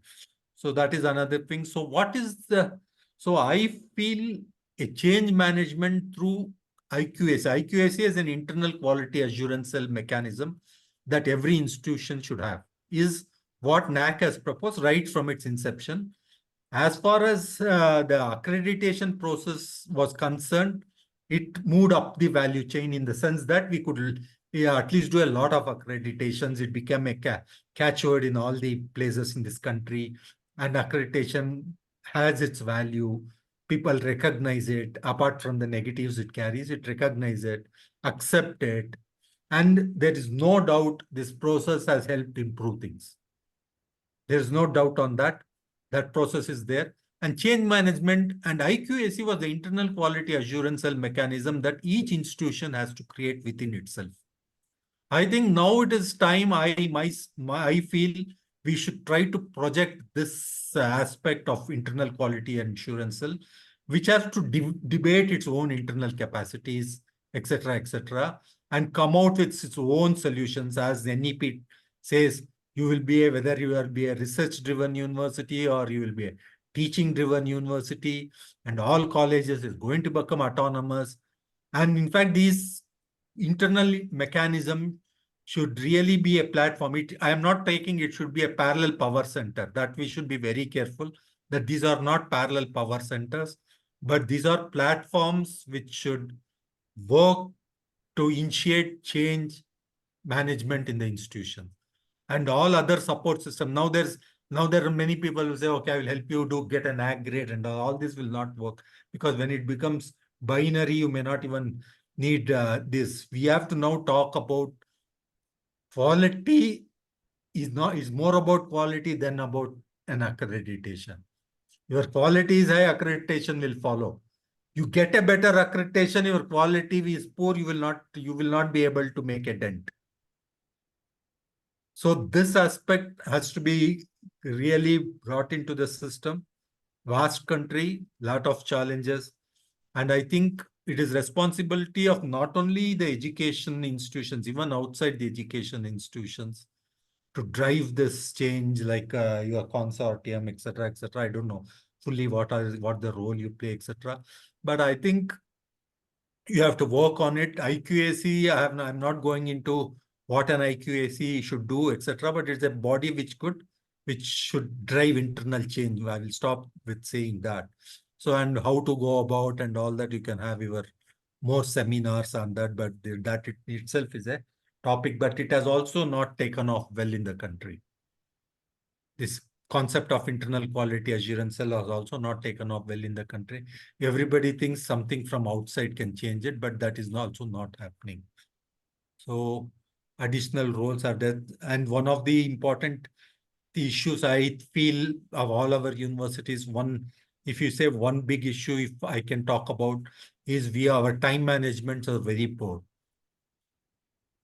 In fact, we have very poor time management. We do so many meetings in our institutions, etc. Finally, I don't know how many really turns into results. So all the time management is an important issue. In fact, this issue was raised by C.V. Raman in his 1936 address to BHU convocation address. We said we are stopped focusing on our primary goal of teaching, learning, and research. And we have all other bodies doing so many work. So that is where I also think we should relook at it. Maybe some research inputs may also be required in some of these areas. And I think with this, I thought I will, in a nutshell, I will share a few of my observations in this platform. I'm not sure whether it really served the purpose, or I need to have give some more details. This one I can do it in the, if I have a few question answers, if I am allowed to take, etc. I can share few more of some of these things. So with this, I thank the organizers for giving me this opportunity, and I do hope that I will get some feedback on what was good and what was the need that I did not mention, and what I should share further whenever the opportunity arises. Thank you very much.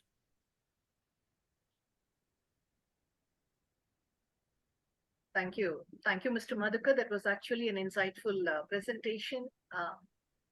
It had a different dimension to it, actually. Let us, will you be in the session, Mr. Madhukar? Can we have the Q&A a little later? You want to take the Q&A now? No, I can have, I am on You the are system. available, I am free Thank now. you. I am Thank free you now. so I much. can take it Because on. the session, actually, you have touched upon the practical side of many things also. So maybe it has a totally different dimension. You have covered the ground realities and challenges also very well. Let us move on to the next session, and then let us see how the Q&A. Question and answers, we request all the delegates to put their question and answers in the chat box, please. And we will address all these things finally.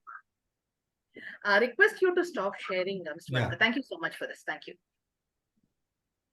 Atulji, you're there. We'll just move on to the coming the next speaker. Just give me 2 minutes, please.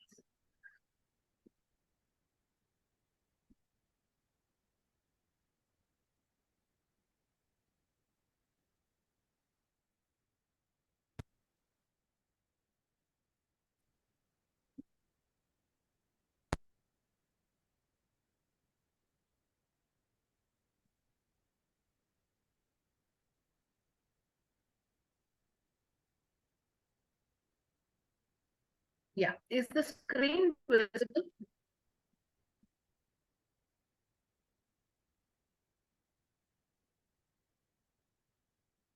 So we'll just move on to our speaker. Lata Venkatajam, and Lata is a strategic advisor for HEIs in the country, advising them on alumni relationships, and she's also a friend over many years. I know her, I worked with her closely in some of the platforms in the educational space, and so I saw her regularly speaking about multiple topics and all this in multiple forums. Then I have invited Lata to join us today, because this alumni relationships is one thing where I'm increasingly seeing how the HEIs are positioning themselves to establish that connect and reconnect with the alumni at a global level. Lata comes with a wide range of industry experience, almost about 2 decades of industry connect and experience. And her connect with the educational sector is again for about 15 plus years. And she was in the IIT's structures for 8 plus years. And she was, Lata was actually, I was working with her at TAI Chennai. And then from there, she moved on to IIT Madras Alumni Association as an executive director and CEO of IIT Madras. And then from IIT Madras, she moved to IIT Mumbai, managing the alumni associations at both places. And now she's into back to advising the industry, and she's on her own developing strategies for the HEIs in the country. She has a very strong connect with the entrepreneurial ecosystem, and she's well connected to business and various other industry bodies. So welcome, Lata. Over to you. Thank Pleasure you to very have much. you here with us. Thank you, Rama. Unfortunately, I think something very weird happened and my video is not turning on. All right. Okay. I'm very sorry for that, but right, no. I will share my screen. Yeah, please. Thank you, Rama Venugopal and team for having me here, and such a pleasure listening to all the stalwarts of this particular topic. So really, really amazing listening to you all, and it's kind of wonderful. And I'm here to kind of talk about the alumni role in what we can do in the higher education space. And as we all know, since we just spoke about the NAC, I would say thanks for bringing in the alumni as part of one of the criteria in the, the NAC accreditation, because this is one topic I think most colleges had ignored, and only the IITs and IIMs have been doing it since the time of inception, and they are reaping the benefits of it right now. Whereas there are other institutions which are just getting into it. Some of them are all over the place. They're wondering what to do. So this is where I'm trying to help institutions, guide them as to what they can do, right from, how to even what need to be registered, because do they need to go in as a register of societies, or can they be what are the advantages of being a Section 8 companies? Right from the registrations, people are confused, and we've seen institutions which don't know even how to go and submit their papers for revalidation every year. So these kind of things are also there. Apart from the largest problem they have, which is the alumni engagement, which is what is the biggest challenge that we see in today's education institutions. So today I'd like to kind of delve more into what this alumni relationship means to the institute and to the alumni. I don't think that it's like a one-way, it's a two-way benefit. It's a win-win for both the alumni and the institution. So I hope to kind of look into that. And like we say, why is alumni engagement important is because one can be a student for, let's say, 3 years, 4 years, 5 years, even 10 years when they do a PhD, but they are the brand promoters and ambassadors of the Education Institute for life. And this is one point that the Education Institute also needs to keep in mind while they are students, to give them the best experiences, because going further, they will become the brand ambassadors.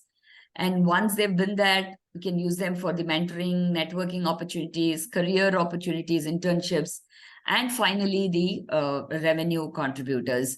How I would put it is what is important and why an institute engages with the alumni is for their time, talent, and treasure. They want alumni's time, talent, and treasure. And I think it's both ways it works. Whereas the alumni also looks for the time and talent of the institute to help them, maybe early in their careers or in their mid-careers. Treasure comes with a maybe 5% of the total alumni community, right? However big the institute is, whether it's any of the IITs, we've seen that the number of people who contribute and as to treasure, but the time and talent is where we need to engage more with them. Like I said, every institution needs to have some planning in the goals and vision, what you want to do with your alumni. And then registering the associations, building the alumni team, having a good engagement events and fundraising, what's part of it. So here's a small kind of things which I feel would be easier to understand what I'm talking about, is to say, in alumni engagement, here I'm calling them as a customer for a reason, because anybody who sets up any shop, right, any business, first would create a business because there is a demand, and to see what the customer, who your customer is, know your customer, and what the customer needs, which ultimately leads to what the businessman would want, right? So we need to engage with them in the right way with the alumni. If the institute wants the alumni back into the institute to reap whatever they feel they would want to. So the first thing is to kind of know the alumni, know them and let them know that, yes, we are here for you. So the first thing I feel is to collect the information of the alumni, which is very key. And there are various ways to do that. Whether looking at it as from the current, while they are current students itself, today it's much more easier how we can keep the data right, so that you don't lose them when they are alumni, doing something right on campus while they are there, connecting them with the alumni right there, so that they feel that, oh, there is some value addition that the institute is giving, so they feel good about it. So once that is identified, and then there are social media, very good social connects today, whereby we get the data of the alumni.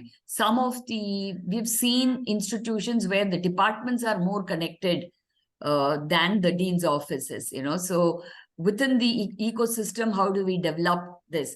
And then sometimes there are peers who help kind of say that, create batch leaders and say that this, because today with technology, they're all on some groups, right? Any WhatsApp group, there could be a department group, there will be some groups. So building that is very important. Now, having done that, which most people do because they need to collect the data, how do you slice and dice the data to make it into a data that can be used, not just to send emails, right? So currently what's happening is they collect all the data, but the only field that is used is the email column, and to blast emails about what is happening or inviting them to come for something. But rather than that, how can we see, the value of the customer, right, of the alumni? So here where I say is the value is, where are they academically right now? Okay, how many of them went on to do PhDs or masters, or what did they go to do? And how many, or where are they in a significant position? In which level is there in their professional? So are they in the very early stages? Are they in their middle, where they're looking to kind of maybe get into entrepreneurship? Do they have ideas? Is there something which the incubation cells of the institute can make use of? And anything that is kind of any special interest groups that they're part of, what is their qualifications? Where are they? This is very important. And also, I think NAC also asks for these kind of details these days. They need to know how many people went for what. So all that has also become very, very important. I'm sorry. So once we have that, right, once we have sliced and diced and what their values are, and then we have to customize the products, right? What kind of products, when I say, is that the products and services that we give to these alumni, which is, which we will deal with on what can be done. So things have to be done, like if they are in their very early stage, of their career, are they looking to go, see, somebody has just finished their undergrad and gone into the industry. So now, are they looking for a higher education? So how can we kind of help them with that? Or somebody has finished the higher education, they are in a mid-level, mid-career where they're looking for a change. So mentoring helps a huge lot of way in helping them to do all that. So that's a big thing for them. It really helps them do that. And you need to interact with your alumni members according to their values. What I'm saying is that we need to create a lot of special interest groups, because like healthcare is hugely growing today. Health tech is growing hugely today, where we see a lot of people moving in. Fintech is a huge space where they're moving in. So these kind of special interest groups will make a lot of difference to what they would want. And, and connecting them to the faculty who can help them build something like that. So things like this will kind of help them cope up to what they need, and then help them to come back to the institute for something. So which means that though they are not a student, right, you make them feel that we are here for you all the time, and then expect them to kind of then give back to the student community, give back to the institute, give back to the... So this is where the first engagement, I feel, is very, very important, that the institute makes it clear that we have the ability to cope up with your requirements. And here what we need to do is have a good system which kind of keeps the information needs. The medium of communication is very, very important, because how you maintain the data is something which is becoming very critical of the alumni. Because some of the places that I've seen, that institutes even have an open Excel sheet on the website of the alumni data. So you find that they'll say that, oh, people are not coming and signing in, they're not giving, and if you send them a Google sheet, they're not going to do it because it's not secure anymore. A good website, maybe a dedicated email ID with the institute name, so that when somebody is writing, if they are an entrepreneur and they're writing to somebody else with the institute email ID, it makes a lot of goodness for them. Can we have a call center where they can call in and talk to people, and good interactions for them? So, and here is what I see how we segregate once they are connected is you'll find alumni, some are just because, I'm sure they wouldn't have had not all would agree, but then some wouldn't have had a good experience while on college. And so they just don't want to come back. And this is the case, whichever institute, even in IITs, this problem is there, that you will find 10 to 50%, 15% who will just vanish. You don't have their data. They don't want to be communicated. You send them anything, they will unsubscribe. So that kind of people, it's just good to leave them, wish them good luck. But there are some people who are into a positive attitude towards the school, but they're not actively involved. And some, like you can see, they read the communication, will say good things, but they'll attend something, but not the funds. Then some who will participate in everything. And from that, they become the alumni volunteers to kind of then take over and conduct these programs. And then there are alumni leaders who will then take up to be like, let's say, the president's role, secretary roles. This is usually the pattern that we have seen. And how we kind of can convert the positive attitude towards the school, but not actively involved. That section can be very easily converted into people to participate in programs, events, and then people who are reading communications, but they may not be giving, to make them into alumni volunteers. And the funding will always come in, because once we start getting doing the right things, they will definitely come in. And here, as we said, this is let's say this is how we can talk about the engagement again.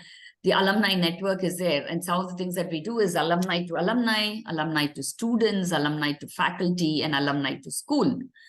And the alumni to alumni, these are some of the programs that we have seen, tested, and worked well. Are the reunions are something that you just call them, they are all happy to come back and meet their friends and have a good time. However, that is also changing, and what needs to be done during the reunion also needs to change with technology again catching up, because they are anyway in touch, they know what's happening. So there's never a surprise of meeting a friend, but it's about how we can create an experience for them while they are on campus when they come for reunion. That is what is very important. And creating geographical chapters, it could be, any, like we said, right, state-wise, city-wise, or internationally, which is what everybody is doing. Again, alumni groups on special interests. This is very important because they may not even become part of your chapters and other things, but they'll be very interested when you tell them that we've got so many special interest groups, come and participate. we'll have some programs running in that, which could enhance their career. Alumni marketplace is also something very interesting that alumni look for. Is, let's say somebody has developed a good app, or they have some services that they are offering, whether it could be their company or their own company or companies they work for, a place where they can say that, you know what, if you are looking for a good SaaS model company, I mean, we are here, we can give you a good SaaS thing. So, and the other alumni would also be very happy to go and listen and connect with another alumni company, right? So a lot of business happens here. And so both of them see a value. Jobs, again, is the same thing, right? It's a marketplace for alumni who are looking to recruit people, can recruit their own alumni. And both ways, right? So people who are looking for jobs can ask alumni and say, you know what, I'm in this position. Can somebody help me with this? Put up a job requirement there. Campus visits are very important to bring them and tell them what are the new things that's happening. Department visits are very, very important to tell them what's happening, in the particular department they are from. Good guest lectures, which means that the institute is one place which has got the bandwidth to kind of invite any great speakers to come in, where maybe the alumni, if they go to another forum, they may not be able to get these kind of lectures. At the same time, there'll be good alumni who are in good positions who can give guest lectures. So that's how we can accommodate them. And then to students, of course, is very simple. The mentorship programs, their career services, internships, incubation, it's very straight as to how much they can contribute to students. And with a little bit of experience I have, the alumni are very, very emotionally connected with any of the student programs. They always love to help the students. So the more programs are curated around that, they're very happy to kind of do that. Because currently, there is a program which is running very successfully, because you would have seen how in IITs, the whole strain of students, the first year students trying to cope up with the new environment and all that. So they all have a system called the YARI program or a buddy program, where one alumni is connected to one first-year student. So now with this, they hope that whatever is happening, right, this person has got one buddy they can talk to, somebody senior they can talk to, and this person is an alumni. So many people have come and volunteered to be in that program so that they can help the students, because sometimes it's just not about the studies, it's not about the profession, right? It's just about coping, being away from home or getting into a new life. So that itself is a challenge for students these days. The faculty, again, is the knowledge delivery, targeted skill training, involvement in the academic delivery, because they're all now great in the industry. For the great industry academia, bridging that is, we hear that so often, how much needs to be done in that. The alumni will be a great resource to work in that. And for all the institutional development, which could be finance-wise, for any of the research that's happening, or for even buildings. So all the academic and non-academic support that's required to the institute. And once we have done all that, and it's very important to get a feedback, so that, which is very important, not only for the NAC perspective, which NAC asks them to create some feedback systems as to what is happening, also to what the alumni associations or the institute is doing to the alumni. It's good to have a feedback system thoroughly, so that you know where to go and what the alumni really want. And some of the things that we've seen is a good communication helps both in getting a good feedback and keeping a good engagement with the alumni, which is, again, we talk about a good website, a mobile app, dedicated emails. Okay, so this is very important, because using third-party email engines, data safety is something they always talk about. Using a lot of social media, Facebook, Instagram, Twitter, YouTube, and LinkedIn. And since we have the alumni demographics, it's good to create an awareness, motivation, collaboration, and value creation is what we spoke about in the engagement. After the engagement, we again take their feedback as to their lifestyles, activities, their expectations, and then how their satisfaction is there. And then the feedback is then again given through, it is taken through these mediums, through the communication medium, and what we can improve. We again go back to the drawing room and say that, you know what, we need to do this, change this, and then communicate that back to them saying that we heard you, we are now going to change this. We heard this is what it is. So this has to be a two-way about telling them, listening to the alumni as to create avenues where alumni can be engaged so that they can give constructive criticism, constructive feedback to maybe, the curriculum or how the student life is, or how alumni needs to be done. This is very, very important. And some of the things talking about fundraising, this is something that institutions always are struggling right now. And since that has also become like one of the NAC criteria that every institute should have, some contributions as donation, the foremost and the topmost always is the scholarship for economically weak students. So a proper process needs to be set for this particular thing. So here, when I talk about this, right, when the scholarship is done, the process, when I say the process, it's just not about identifying who the weak students are and then collecting money for them and giving the tuition fees, right? It's a great way to also engage with the alumni, to have a committee which will talk to these students and they do the selection process, right? So there are applications could be collected from the students and a committee of alumni who will assess who can be given how much of money, what needs to be done, which means that whole system is run by the alumni. And which means you keep them as part of the system, which gives them a lot of ownership to what this is. So there is only chance of this growing bigger. And we've also seen where alumni are very, very happy to help students who are looking to go to, national or international conferences, internships. All this also is something, medical emergencies. And of course, always the ones who have been very active in sports and culturals are happy to donate there.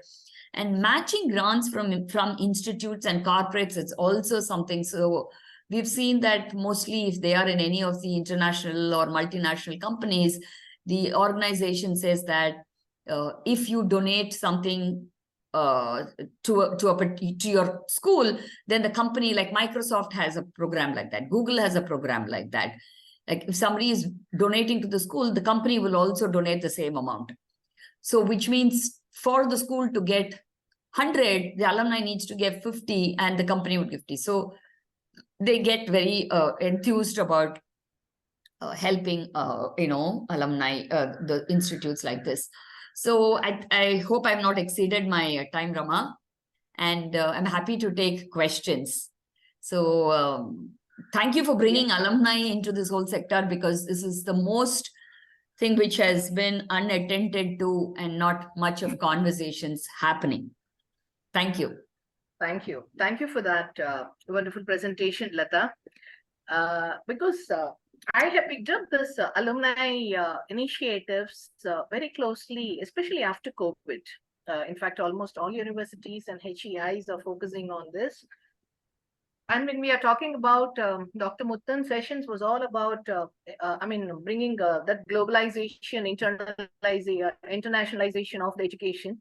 Now, we are setting up campuses at global markets and global campuses we are allowing here. This is where actually this is going to play a huge role, and not just for, there is a huge export of people from India for educational services, and even those are, and then a lot of international programs, exchange programs are also happening.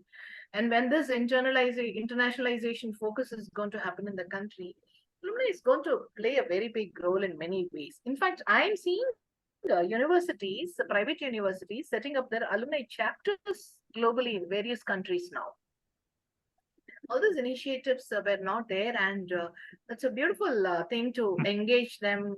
As you rightly said, IITs and IIMs have really built a lot of structures there, and this is where HEIs need to focus a little more. And this is really going to help our students, even who are moving to global markets for higher education or whatever it is, or there's a reverse flow is also happening here, and to bring them back as mentors and all that.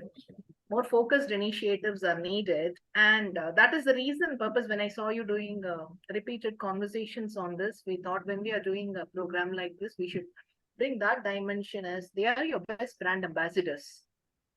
And how are you going to, as HEIs, have to really stay connected, stay engaged? That's a beautiful tip, suggestions you have given. Thank you for that. Request you to stay with us for this next speaker session. Then we'll take all Q&As. Sure. Right? Yeah, thank you. Thank you, Lata, once again.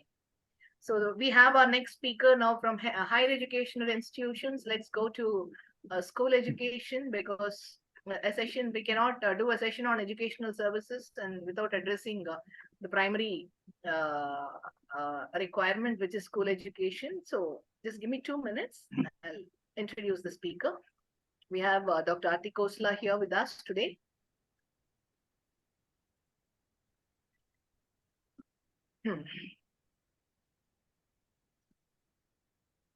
Yes. I hope you can see the screen, right?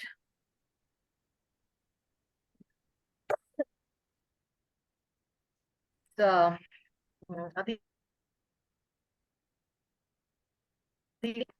so we're all, we did, even I think it was during COVID or post-COVID, peak COVID, or just immediately after that also, we did a couple of engagements on educational services sector, covering schools and especially on NEP and all this and various quality standards.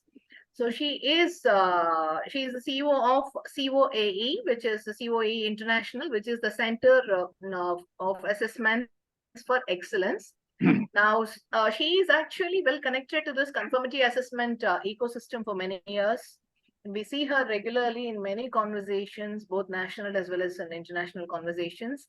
So she is an India representative and project leader for developing this ISO 21001 standard, which is a dedicated management system standard for educational organizations. And she's also part of the ISO Technical Committee, TC 232, which is actually for education and learning services. So she is an expert in all domains of education, be it school education or related services. She is also part of the sectional committee for services in Bureau of Indian Standards, which is SSD 15, representing BIS, which is a National Standards Organization and Government of India organization. So she has been associated with various ministries of the Government of India for institutionalizing the processes. She has trained around 10,000 plus educational leaders from more than 40 countries in the standardization process and standardization and accreditation, almost in the last 2+ decades of her professional journey. She has won an award as Best Women Entrepreneur in Conformity Assessments in Education Sector. Undoubtedly, we don't see anyone else. And Aarti is very prominent in all circles.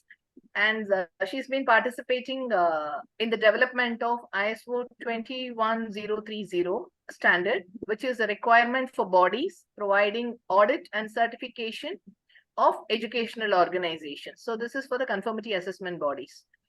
And then she is also participating in the development of an international standard for university and business collaboration, which is UBC, again with the ISO, which comes under ISO TC 286, which is the technical committee, part of the working group 4. So very interesting profile. Welcome you, Dr. Aarti Khosla. Over to you. We're waiting for your session. Thank you so much, Ramaji. Thank you so much. It was an elaborate introduction. And I'm the last speaker, lot of responsibility to keep the few people who are still staying back awake. And yeah, I know it's a challenging task, but yeah, it'll be fun. So it's an interesting topic. And you have asked me to talk about how ISO 21001 maps with the NEP 2020, especially in the school sector. I will try to keep touching upon the aspects related to school education. However, since I am, you say, somebody who's working in various domains within the education sector. One day, I'm talking to a school, and second day to a university in India, the third day a university in maybe Germany. So like all types of education institutions every day. So I feel NEP is going to give a lot of support to each domain of the education sector. Not only schools, not just the colleges, universities, also one sector where NEP is not talking about, but the elements that have been included in NEP are definitely going to help that sector, and that is the corporate L&D sector, learning and development, where we have the training institutions. So the kind of elements that NEP touches upon, this is going to definitely help various domains of the education. Let me quickly share my screen. So I'm going to talk about a conformity assessment standard, a management system standard, which is, just 1 second, please.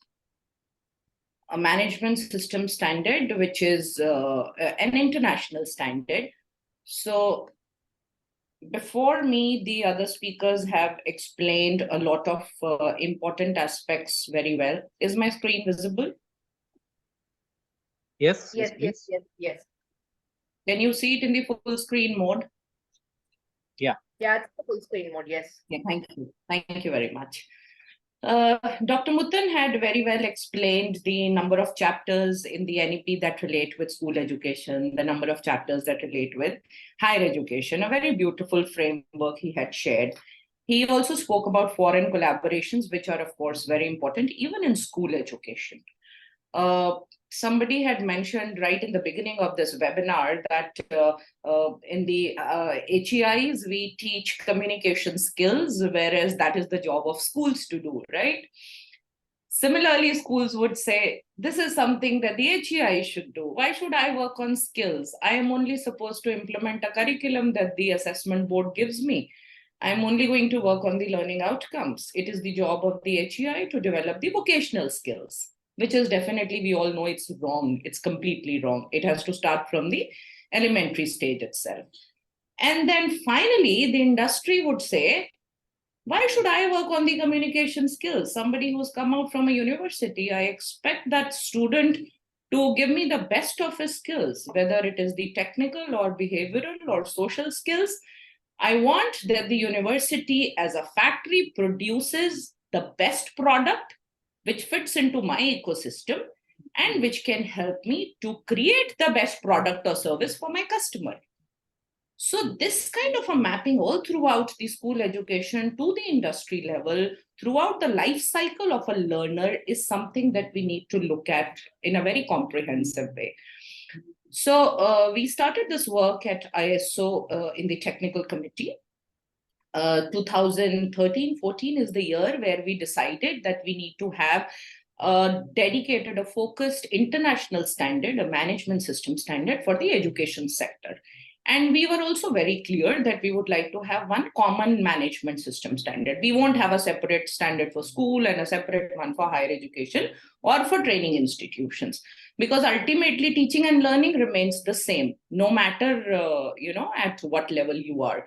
The objectives remain the same. Learning outcomes may vary. In fact, within a university also, within all the faculties, the learning outcomes vary from course to course.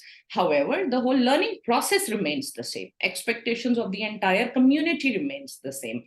So this is how we worked on this standard. And finally, we worked for about 4 years. And on 1st of May in 2018, we were able to publish the standard. When we say we, it means, of course, ISO. So the project committee called PC288 worked on it. There were about 86 experts from 39 different national standard bodies of different countries. And finally, when the standard was published in the year 2018, it was handed over to the technical committee. So when the project gets completed, just for a quick awareness for you all, I will try not to make it too technical in terms of conformity assessments, because we have a lot of audience from the education domain who may not be very well versed with the quality assurance frameworks and of course, how conformity assessment and management system standards work. So I will try to keep it as simple as possible. So finally, there was the technical committee to which this standard was handed over, and the project committee got abandoned. So then, 2018, when it was published, the organizations across the world, they started implementing the standard. And conformity assessments bodies who are supposed to audit the institutions and then finally certify them or tell them the gaps or help them in understanding which are the areas that they need to work on. So these conformity assessment bodies took up the job of certifying the institutions. And in the HEIs, something very good has very recently happened.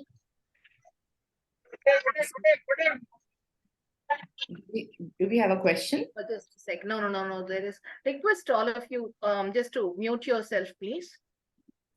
Request the participants. Let me just give me 1 sec. You please continue. Sure. Sure. So this standard very well aligns with, I'm talking about the Indian ecosystem in the education domain. So here in the NEP, they have come up with a very clear guideline, a clear requirement, which says standard setting and accreditation of school education has to happen. So this very clearly aligns with the requirements of ISO 21001. Then last year, NAC had issued an advisory which says that the higher education institutions, it is available on our website also. If you all go there in the download section, you can download this advisory from NAC. That says the higher education institutions who were earlier going in for ISO 9001 can now go for ISO 21001 because this is a sector-specific standard. NAC has also, in the advisory, it has also included a very important requirement which uses the term accredited certification. It cannot be an unaccredited. In India, we have our National Accreditation Board, that is NABCB, and then there are multiple international accreditation boards also in the different countries. So the HEI will have to see whether that accreditation board has signed an MRA with the IEF so that they get an IEF recognized certificate, whether it is ISO 9001 or any other management system standard.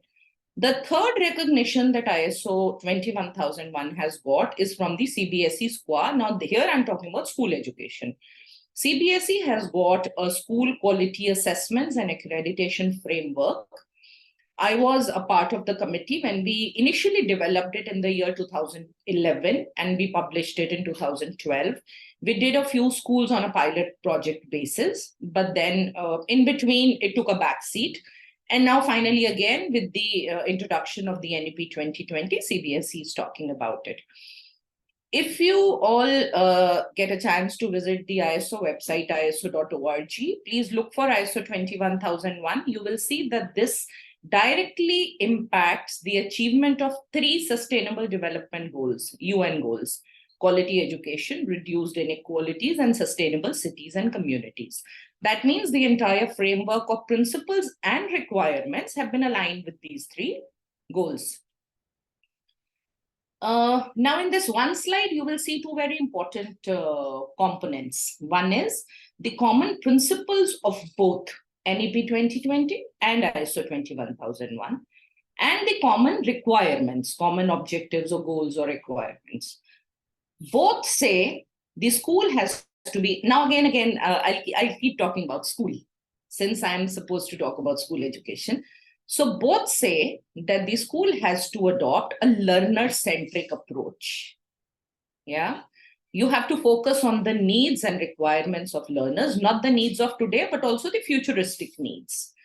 So what could be the said and the unsaid, the implied and the stated needs? You need to understand all of that, and of the other stakeholders also. So the schools are expected to identify the beneficiaries, the interested parties, and work towards satisfying their requirements. The second important principle is continuous improvement. So there is a cycle that you need to adopt. You call it a plan, do, check, and act cycle. Adopt a process-based approach. Try to implement each activity of your school with a process-based approach. For example, your admission process. What outcomes do you expect from your admission process? For example, your teaching and learning process, your curriculum development process. What's the input and what's the expected output? What are the risks that are involved? Another important point that Mr. Madhukar raised when he was talking about accreditation is documentation. You go to different departments and they will give you different data because nobody has an access to the most relevant documentation. So here also ISO 21001 and NEP both lay a lot of emphasis on evidence-based decisions where you have data, you have the right documentation that you can refer to. Each department in the school, each process in the school should know how much of documentation they are handling. You know, something very funny really happens when we go to schools and we ask them about policies, procedures. People are completely clueless. Some of the teachers would not even know how many policies the school has because there is no mechanism to create an awareness. There is no mechanism to ensure that as an individual, I understand what is my contribution in the school. What can be the impact of me not contributing in the school? Yeah. Another important aspect is the accessibility and equity. So we are talking about inclusive education. There are schools who do not understand the meaning of special needs. You know, the ISO standard has very beautifully said that these special needs can also be the gifted learners. It can also be the students with physical disability, with some other issue. So schools need to understand how they are going to address all those issues, what kind of experts they are going to collaborate with, what kind of an access they are going to give to their interested parties so that these learners with special needs get adequate attention and the required support that they need. Being accountable is certainly important. Having transparent systems is important. Now, a term called KPI, key performance indicators, is something which is very least understood, I would say, in the school segment. Because they don't adopt a process approach. If you talk to somebody in the industry, probably he will be able to explain what is a process and what is a KPI. Maybe somebody, a teacher from a school cannot. So what kind of outcomes they are expected to give and what kind of key measurable indicators they have, what are the process measurements they have, what are the regular monitoring and measuring mechanisms that they are adopting. Something like internal audit is not a known process in the school sector. In fact, even in the higher education, again, Mr. Madhukar was talking about a self-assessment, a self-review. Now with NEP, a lot of colleges, universities are approaching us, and we have already trained a lot of people in colleges to conduct an internal audit. And when we say conducting an internal audit, not necessarily for accreditation, but for a quality assurance system. Some kind of a framework so that they are ready with the processes regardless of who is coming to assess them. It can be an ISO 21001 conformity assessment body auditor. It can be a NAC assessor. It can be an NBA assessor. Tomorrow it could be ABET assessor. Whatever kind of accreditation or certification mechanism you intend to implement, you need to be ready for an assessment. And you are not doing all these things just to face an assessment. You're doing it because you want excellent systems. You want effective systems. So the internal auditors need to see what kind of value they can add. Standardization is the key. The NEP 2020 is talking a lot about standardization, flexible learning, competency-based assessment. So assessments can no more be merely based on rote learning. Assessment outcomes have to be very clearly mapped with the learning outcomes. Education has to be a holistic education. The whole curriculum needs to undergo some kind of reforms. Yeah. Now, when you say process approach, you need process approach so that you can achieve all these, which NEP says, and which ISO 21001 also focuses.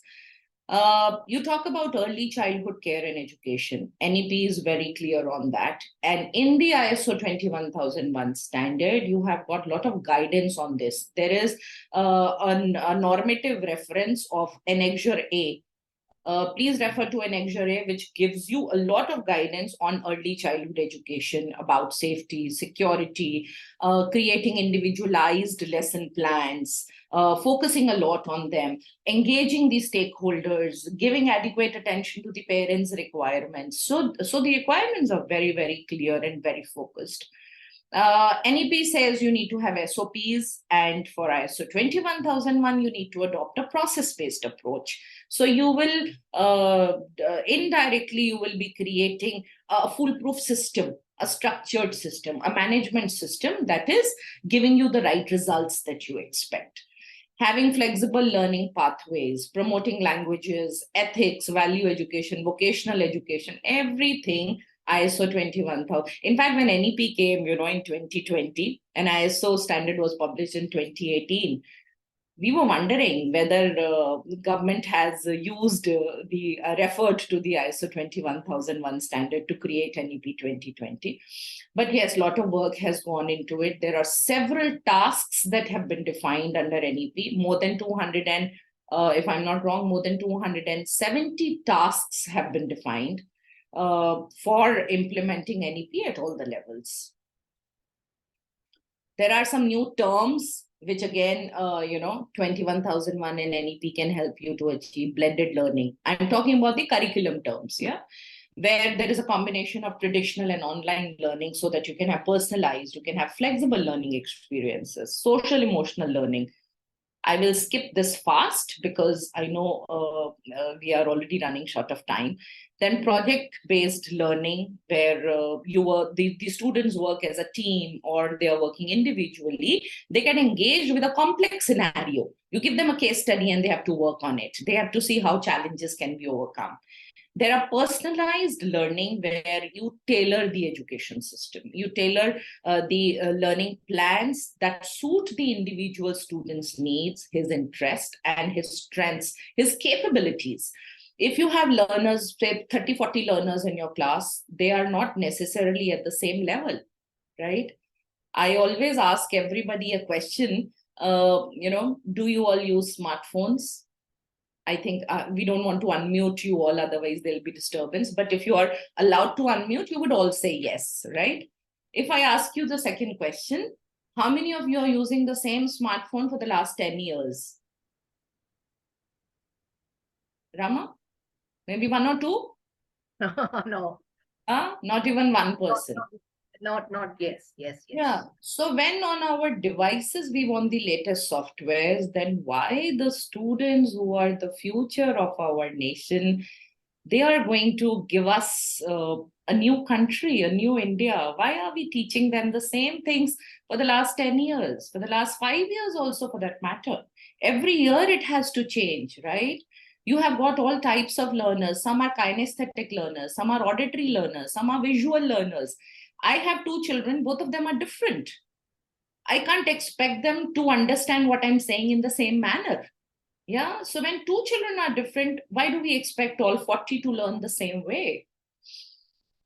You have to be culturally responsive school. You have to establish a growth mindset where your learners learn perseverance. They become more resilient. They can stand any kind of a situation. They can handle any challenge. And then for the assessment of learning, the entire focus has to shift from just grading to telling them where they are. I really love this requirement of NEP, assessment for learning. When we go for audits to different institutions, we have a very clear purpose. We are there to tell them where they are going wrong, but we are not there to grade them. We are not there to rank them. I really loved when Mr. Madhukar said that NAC is going in for binary accreditation. You are either accredited or you are not accredited. Similarly, in the conformity assessments, you are either certified or you are not certified. You have to handhold them. You have to give them feedback. You have to tell them what are the opportunities for improvement. And same goes in schools. And 21st century skills. You want to make them critical thinkers, become creative, have good communication skills. If all these C's and digital literacy you want, and you want them to succeed in the modern world, your teaching methodologies have to change. Yeah.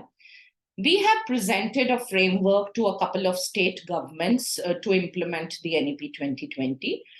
This is the recent one that we presented to the Haryana State Education Directorate, where we've told them that at the state level, district level, block, cluster, and school level, with the government schools and with the private schools alike, how they can implement it. We have given them a very clear, a map, how they can go about it, a roadmap.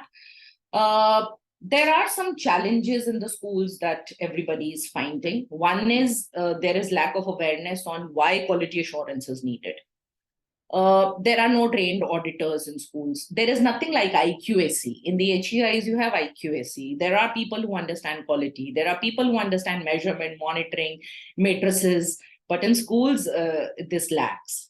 Adopting a process approach is difficult for them because they are very happy working in their comfort zones. Adopting learner-centric approaches, what my learner wants today and tomorrow, and then creating the whole structure around that and giving the best is a challenge. Ensuring ownership and accountability. The school management has to take the ownership of creating effective systems, creating a process-based system. Engaging the stakeholders, asking your learners, parents, teaching staff, non-teaching staff, everybody to participate in the whole learning, designing process. I have seen there are schools who would invite parents to give them ideas on what kind of homework should be given, what kind of projects should be given. And I have also seen schools who would leave everything to the parents and they have to see how much time they can devote to their child. Visionary leadership is certainly important. And again, the last thing is to do all this change is definitely very uncomfortable. A lot of unlearning and relearning is needed. We are making a lot of efforts. We have about 30 trainers who are working with different schools to make them understand the quality assurance best practices. Then this is again, we've given them a list of the processes, list of the areas which should be covered in SQA. Now, SQA is something which NEP says at the state level we need to create. This is not the CBSE SQA. According to NEP, every state has to design its own SQA looking at their scenarios because every state is different. I will not go by it one by one, but some of them which are very, very pertinent and important: special needs education, of course, leadership, risk management. You need to learn how to manage the uncertainties and how to manage their effects. In schools, this is very important. Another important aspect in schools is the psychosocial and physical environment. I don't know how many of you have relatives and friends who are working with schools, especially teachers. You must have heard them saying there's a lot of documentation. We are merely working as clerks, the kind of work we are doing. There is a lot of stress. There is no work-life balance. I have to bring so much work at home and I have to, ignore my family and look at my school responsibilities and stuff like that. So I think this area needs to be taken care of: work-life balance and equal workload distribution. I would like to share with you all a quick survey that we had done very recently. So we were working on a project. We wanted to devise some new mechanisms for schools. We are helping a lot of schools in assessing the teaching skills, so that they know how to make a competency-based training plans for their teachers. So we did a survey and we asked a very simple question. We asked about 5,000 plus teachers a simple question: why did you become a teacher? You will be surprised to listen to the results of that survey. And the analysis says there are about 4,842 teachers who said, I became a teacher because I had done a B.Ed, so I didn't want to waste my degree. I became a teacher because in the same school, I have my children also studying, so life is comfortable. Me and my husband are working with the same school, so life is easy. I got married and I wanted to get into a decent job, and my in-laws felt that I should become a teacher. There were hardly 200 teachers who said I became a teacher because I love teaching. So that's the gap we need to work on. And that's the gap which a standard approach maybe ISO 21001 or SQA or NEP, whichever standard or whichever framework we are using can certainly help us to address that. Lastly, I like to share this beautiful illustration that one of my operations management professor at IIM Bangalore had shared with all of us, and I still keep using it. So in our class, he showed us this picture. He said, there is a small boat in a small pond, and the boat has to reach towards the other end. Since we were learning entrepreneurship, so he used the word customer. Here in my illustration, I'm using the word learner. So you are an educational organization and you want to deliver this product and service to the learner who is standing on the other end of the pond. There are boulders. There is a huge boulder. And the water level is continuously going down. Water level is the time that's available with you. What do you do? Okay, since this is the last slide, you all can unmute and answer. Who would like to say, what will you do? We all, in my batch, everybody gave some fantastic ideas and some, I don't know, very discouraging ideas also. So what do you think should be done? There is a big boulder that you see. What would you do? Would you cut that boulder? Would you chop that boulder off?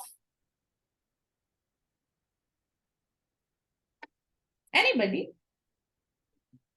Since we are towards the end of the program, let's make it a little engaging for 5 minutes. Any suggestions? How the boat reaches the other end of the pond to deliver educational service? Mr. Vikas, you unmuted.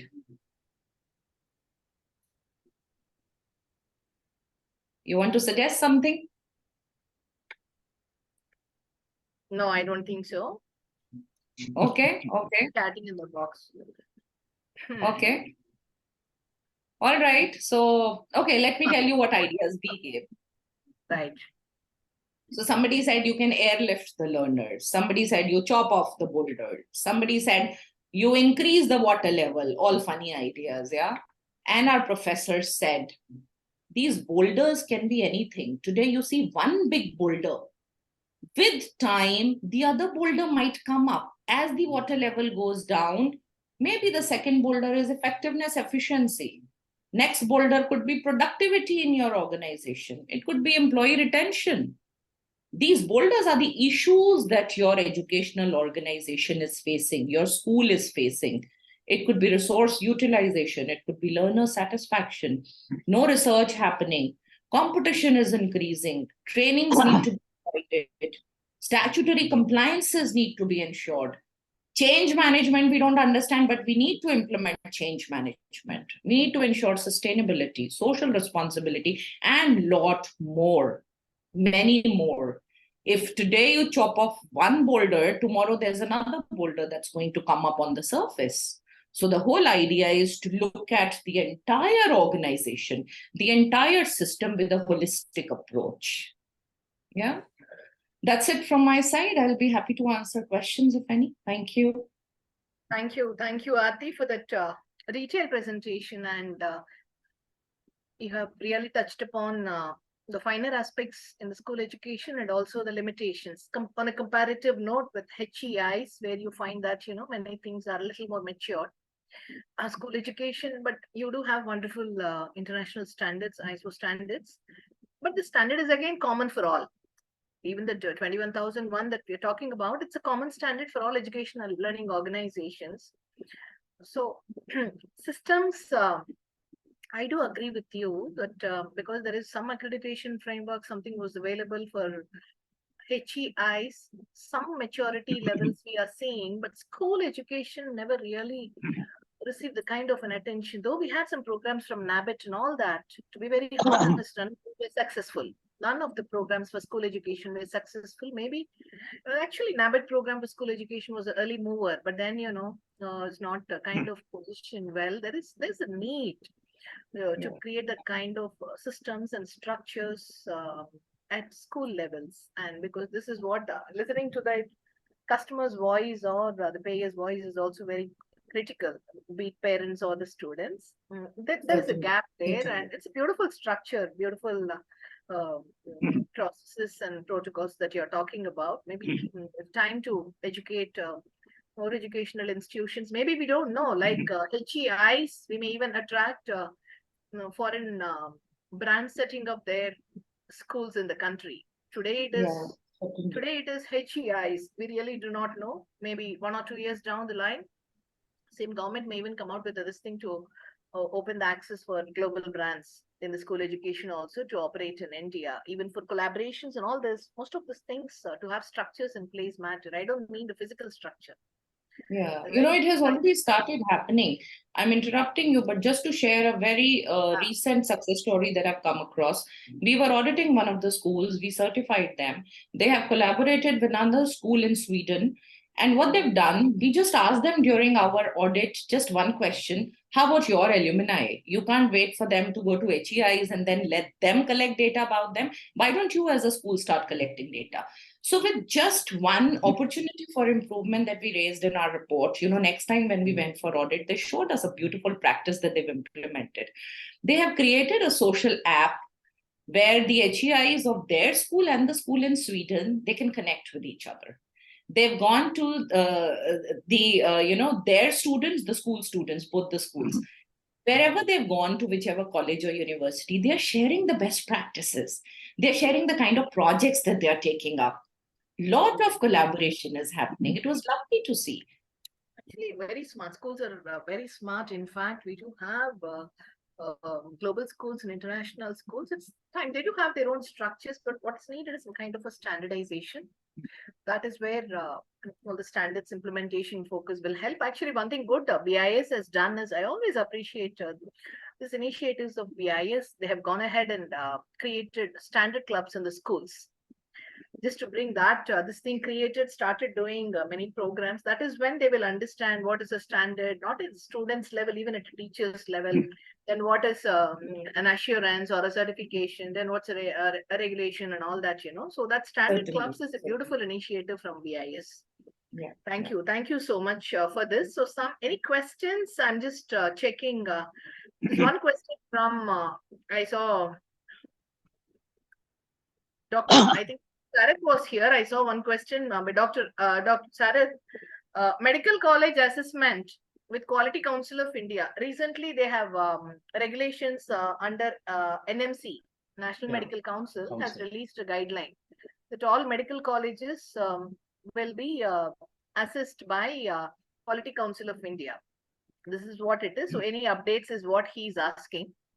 Maybe if somebody can answer, fine. Otherwise, I know that Dr. Sharad comes with a medical education, medical college background.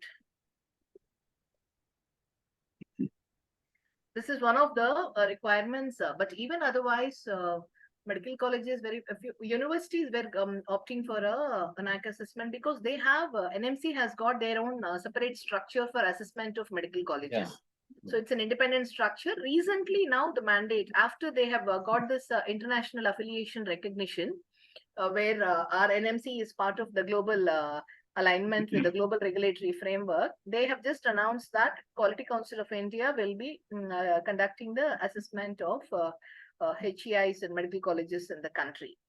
Maybe we will just get back to you on that, Dr. Sharad. We'll just, that's an NMC guideline. And it's only a draft. Even then, what they have released was actually a draft document. We will get back to you on that. I don't find any other questions. Any speakers wanted to ask anything? If there are no questions, we can actually come to the session. I don't find any questions. Is it a poll? Quickly, let me just see. Yes, many of them are there. You have the poll. Can you activate it? It's there. We'll just roll out the poll. Request all of you just to share. It's only for the delegates, and I think all of us can participate. Request you all to participate in the poll, please. The webinar, it doesn't allow panelists, but it's a meeting mode. I guess it's allowed. Request all to try.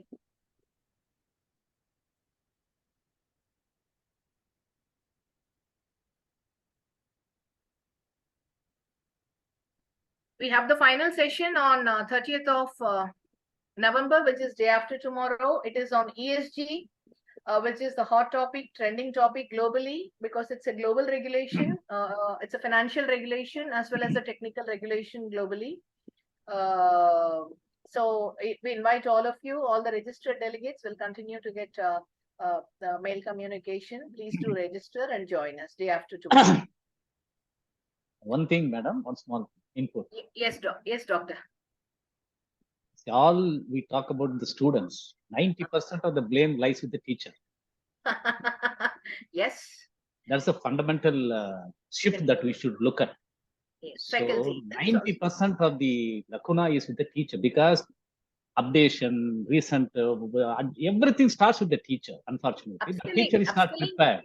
Yes, yes, yes. Therefore, we have to focus on the teacher. If Mm. the teacher quality increases, be it in school education or in higher education, automatically everything will fall in line. Students are students everywhere on here. Whether a student from Canada, Australia, there is no difference in students, but only in teachers, faculty members. That's my input. Yes, actually, you're right, doctor. It is the same story, because lack of upskilling is what we keep talking about. Padma can share the results. I think you've done it. You can scroll down and see the results.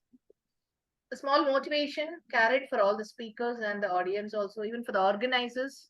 It's not easy to kind of, design and come out with so many sessions on a back-to-back basis. Thank you so much. You can stop sharing it. We will do, doctor. Actually, we need to, Dr. Muthu, we need to do that also, because even NEP is addressing, talking about faculty orientation development. See, when I'm talking about skill development, something I used to say for years, skill development for the faculty, not just for the students. And I always used to say internships, not for the student, faculty internships. Faculty should go monthly, one man-day. I used to say 12 man-days in a year. A must for the faculty, go and sit in the industry, understand the needs of the industry. Then they get a stickiness, bonding. Forget about placements, sir. Today, the struggles that students are seeing for internships, colleges have no connect with the industry. Even if there is no stickiness between the colleges, and especially in the government run institutions, I'm telling you. Private, at least they're struggling somehow. But still, even in private also, students are not getting internships. What are we talking? Forget about placements. We are making them run from pillar to post. And so there are many such, that will improve only when the faculty goes to industry for internship. All we are saying monthly once. I always say 12 mandates in a year. I used to write regularly. So regularly I used to write, because that gives them a bonding with the industry. They will also focus on coming out with some solutions. To develop some solutions for the industry. When the faculty does not have a stickiness with the industry, now how will they influence them to offer or impress them to give some opportunities for the students? Lot many things. That is what it is. We have accreditation frameworks, all these things. All of us are parents at the end of the day. Ground realities is we are not happy. School level, college level, whichever is the level, each one of us have got maybe children who are studying in this thing, or children who are studying in colleges, but it's not happening. Internships are not happening. Apprenticeship is not happening. Actually, my next series will be that. I'll be doing conversations from CCC and all this on apprenticeship, on internships. We do have all the apprenticeship act, everything in the country, and we need to, none of this are working. I want to make one, sorry. Yes, sir, please. One point on this internship. See, the internship is not happening much, for the simple reason many of the institutions, there are no industries around for internship. And the scale of internship is so high that we have to relook at what internship is about and how we should really do internship. See, even in a USA, a college, the internship can be around even in their own offices. Some of the internships can be given inside a university, inside their own administration, etc., etc. And internship need not necessarily be an internship in a company, a registered company, etc. I can see even an internship in a sweet shop. Learning is a learning. Yes, so, but again, student should be, sorry, sir, student internship in a sweet shop, they can go to a market and see how the whole flow of vegetable from the grow from person who grows to the how it arrives in the market, etc. So internship, defining it by a month or so, or 2 months, 3 months, and then say you have to be there, you have to be present. This will not work because the numbers we are looking at is very large, and no institution will take up such a big number of internships. You have to look at internship as one small projects which happens around you, around the businesses that you see around your own campuses, around your own colonies, etc. Even a newspaper distribution in a society where there are hundreds and hundreds of flats can itself be a part of industrial learning in the field. So my understanding is this internship concept should be redefined and relooked at, and maybe a kind of a brainstorming session is required We will to do talk that. on this area. As we're mentioning, that will be our next series, because I have collected some apprenticeship documents from government institutions. I'll tell you honestly, there are scams and scandals happening in the name of internships at the marketplace. And as parents, we have gone through this. I was the first person to flag it very recently. I had come down very strongly, and I said, let's not play with the academic curriculums of the students. As a parent, I was watching all the drama sitting at home. Then I just picked up the phone and I flagged it, and then then many things happened subsequently, because I said, let's not take children for granted. And it's for the fault of the academic institutions, for the fault of so many things. I agree. That is the reason why I said Apprenticeship Act and internships. We also say, but you're saying, it can be anything. Students are not interested. Their aspirations are very high because your structures have defined it, sir. That is the problem. It has to be a project, or it has to be an internship. Correct. If it's an internship, it has to be an industrial setting. Yeah. We need to redefine all this now. Meaningful. We are talking about global. Post-COVID, we are having children who are studying in the global markets, global education. Everybody everywhere is saying after COVID, no internships, even in the global markets. Even in foreign universities, there are no internships. Students are struggling to get internships. It was not easy. I'm talking about Indian scenario. We need to get these things redefined. As you rightly said, no, we need to create conversation. These are the biggest pain points in the education system, which nobody is addressing. Right from my BTech and MTech, my son is doing his MTech now. Right from his BTech days, I was watching the drama as a parent. And I've been going to the colleges for last 15 years for career counseling and all that, it's my passion. I spend a little time with the college corridors and all this. So, and what is happening is they are disillusioned with the industry. They are disillusioned with so many things. So at an internship level, we are unable to inspire them. Where they do the internship, it's a different issue. I see children walking into college students, walking into the offices saying that, please give us opportunity, please give us. What are your placement cells doing? What is the college doing? Why don't you have collaborations? If you can't even get an internship, you design courses for which an industry is not there to give you an internship opportunity. This is what we are seeing today. So many courses you are launching, but there is no industry. Show me an industry which is willing to take the students for AI, machine learning and all that outside your IT settings. And students are doing all these courses. Where will they do internship? So there are issues which require correction. We have to do series on internships and apprenticeship. Both I'm very serious about it, because we can't have a 15% unemployment rates in the country, or 10% or 12%. That's a global issue. I'm not saying it's only in India. It's a global problem. But how do we empower the students, those who have qualified from the system, those who are studying in the system? Main flaw is you expect so many skills from a student from an academic institution. How is it possible? Industry is also asking randomly, show me this skill, show me that skill. Where will they get skills from when they don't get an exposure? So we need to discuss all these things. Aarti mentioned something. I've seen this blame game. Colleges blame schools, schools blame parents. I've seen this in my career counseling, closed door conversations. This used to be there. My input is bad, so this is how my output will be. That's not the way to look at it, right? So correction is needed, and especially kind of internationalization that we are talking about. Internships, apprenticeship, these two things, we need to get it activated at the marketplace, and we need to at least create some conversations. We will do it, Mr. Madhukar. It's a valid point. Anyhow, Rama thank you. madam, Yeah, sorry. in Rama madam, in medical education, internship is mandatory currently. It is there. It is there. Every system you go and see how many doctors are tweeting on social media channels, on the fellowships, we will know. So that is what it is. It is there. They have a residency there. It works a little different, mandatory. So there again, you see the doctors every day writing about it. They have residency programs mandatory. We need to discuss all this. That is what, as I said, it's a good point. It is also here mandatory, but where is the absorption level? Students are made to run from pillar to post, and today why should you have a system where students have to pay to the industry to get the internship done? Sorry, that is not how the way it is. And industry says we are teaching them, so we need to collect money from them.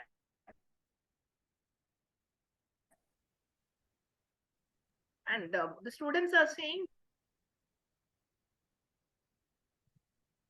we are going.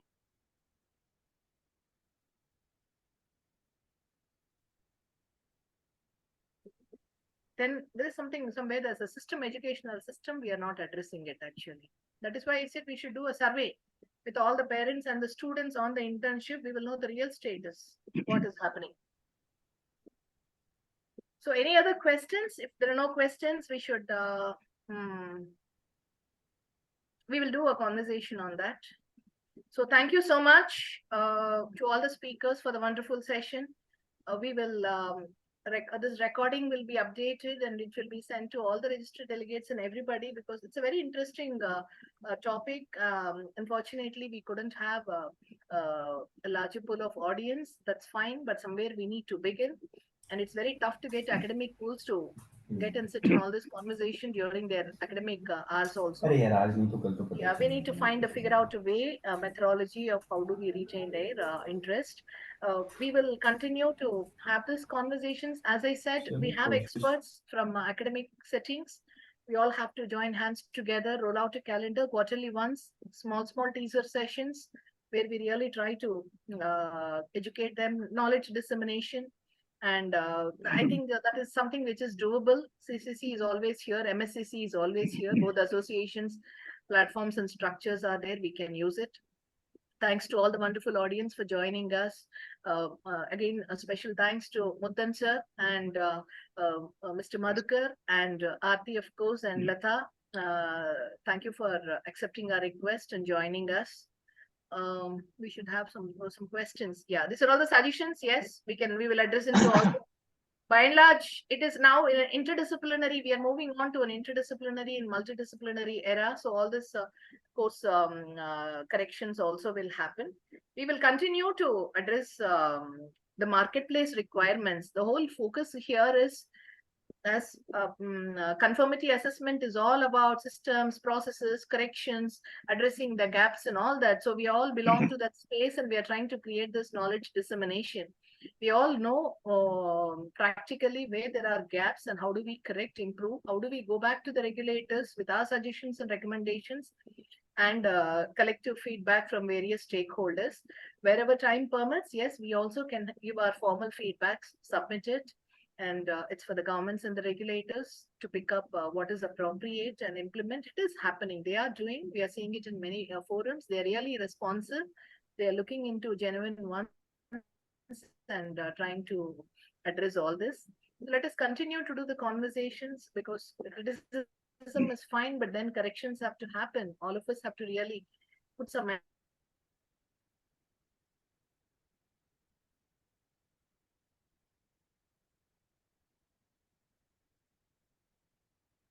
because the way we operate the domestic market and with the international structures, there will be some gaps in all these things, and marketplace practices following operationally, following the systems and practices, there will be some gaps also. We will try to address all this.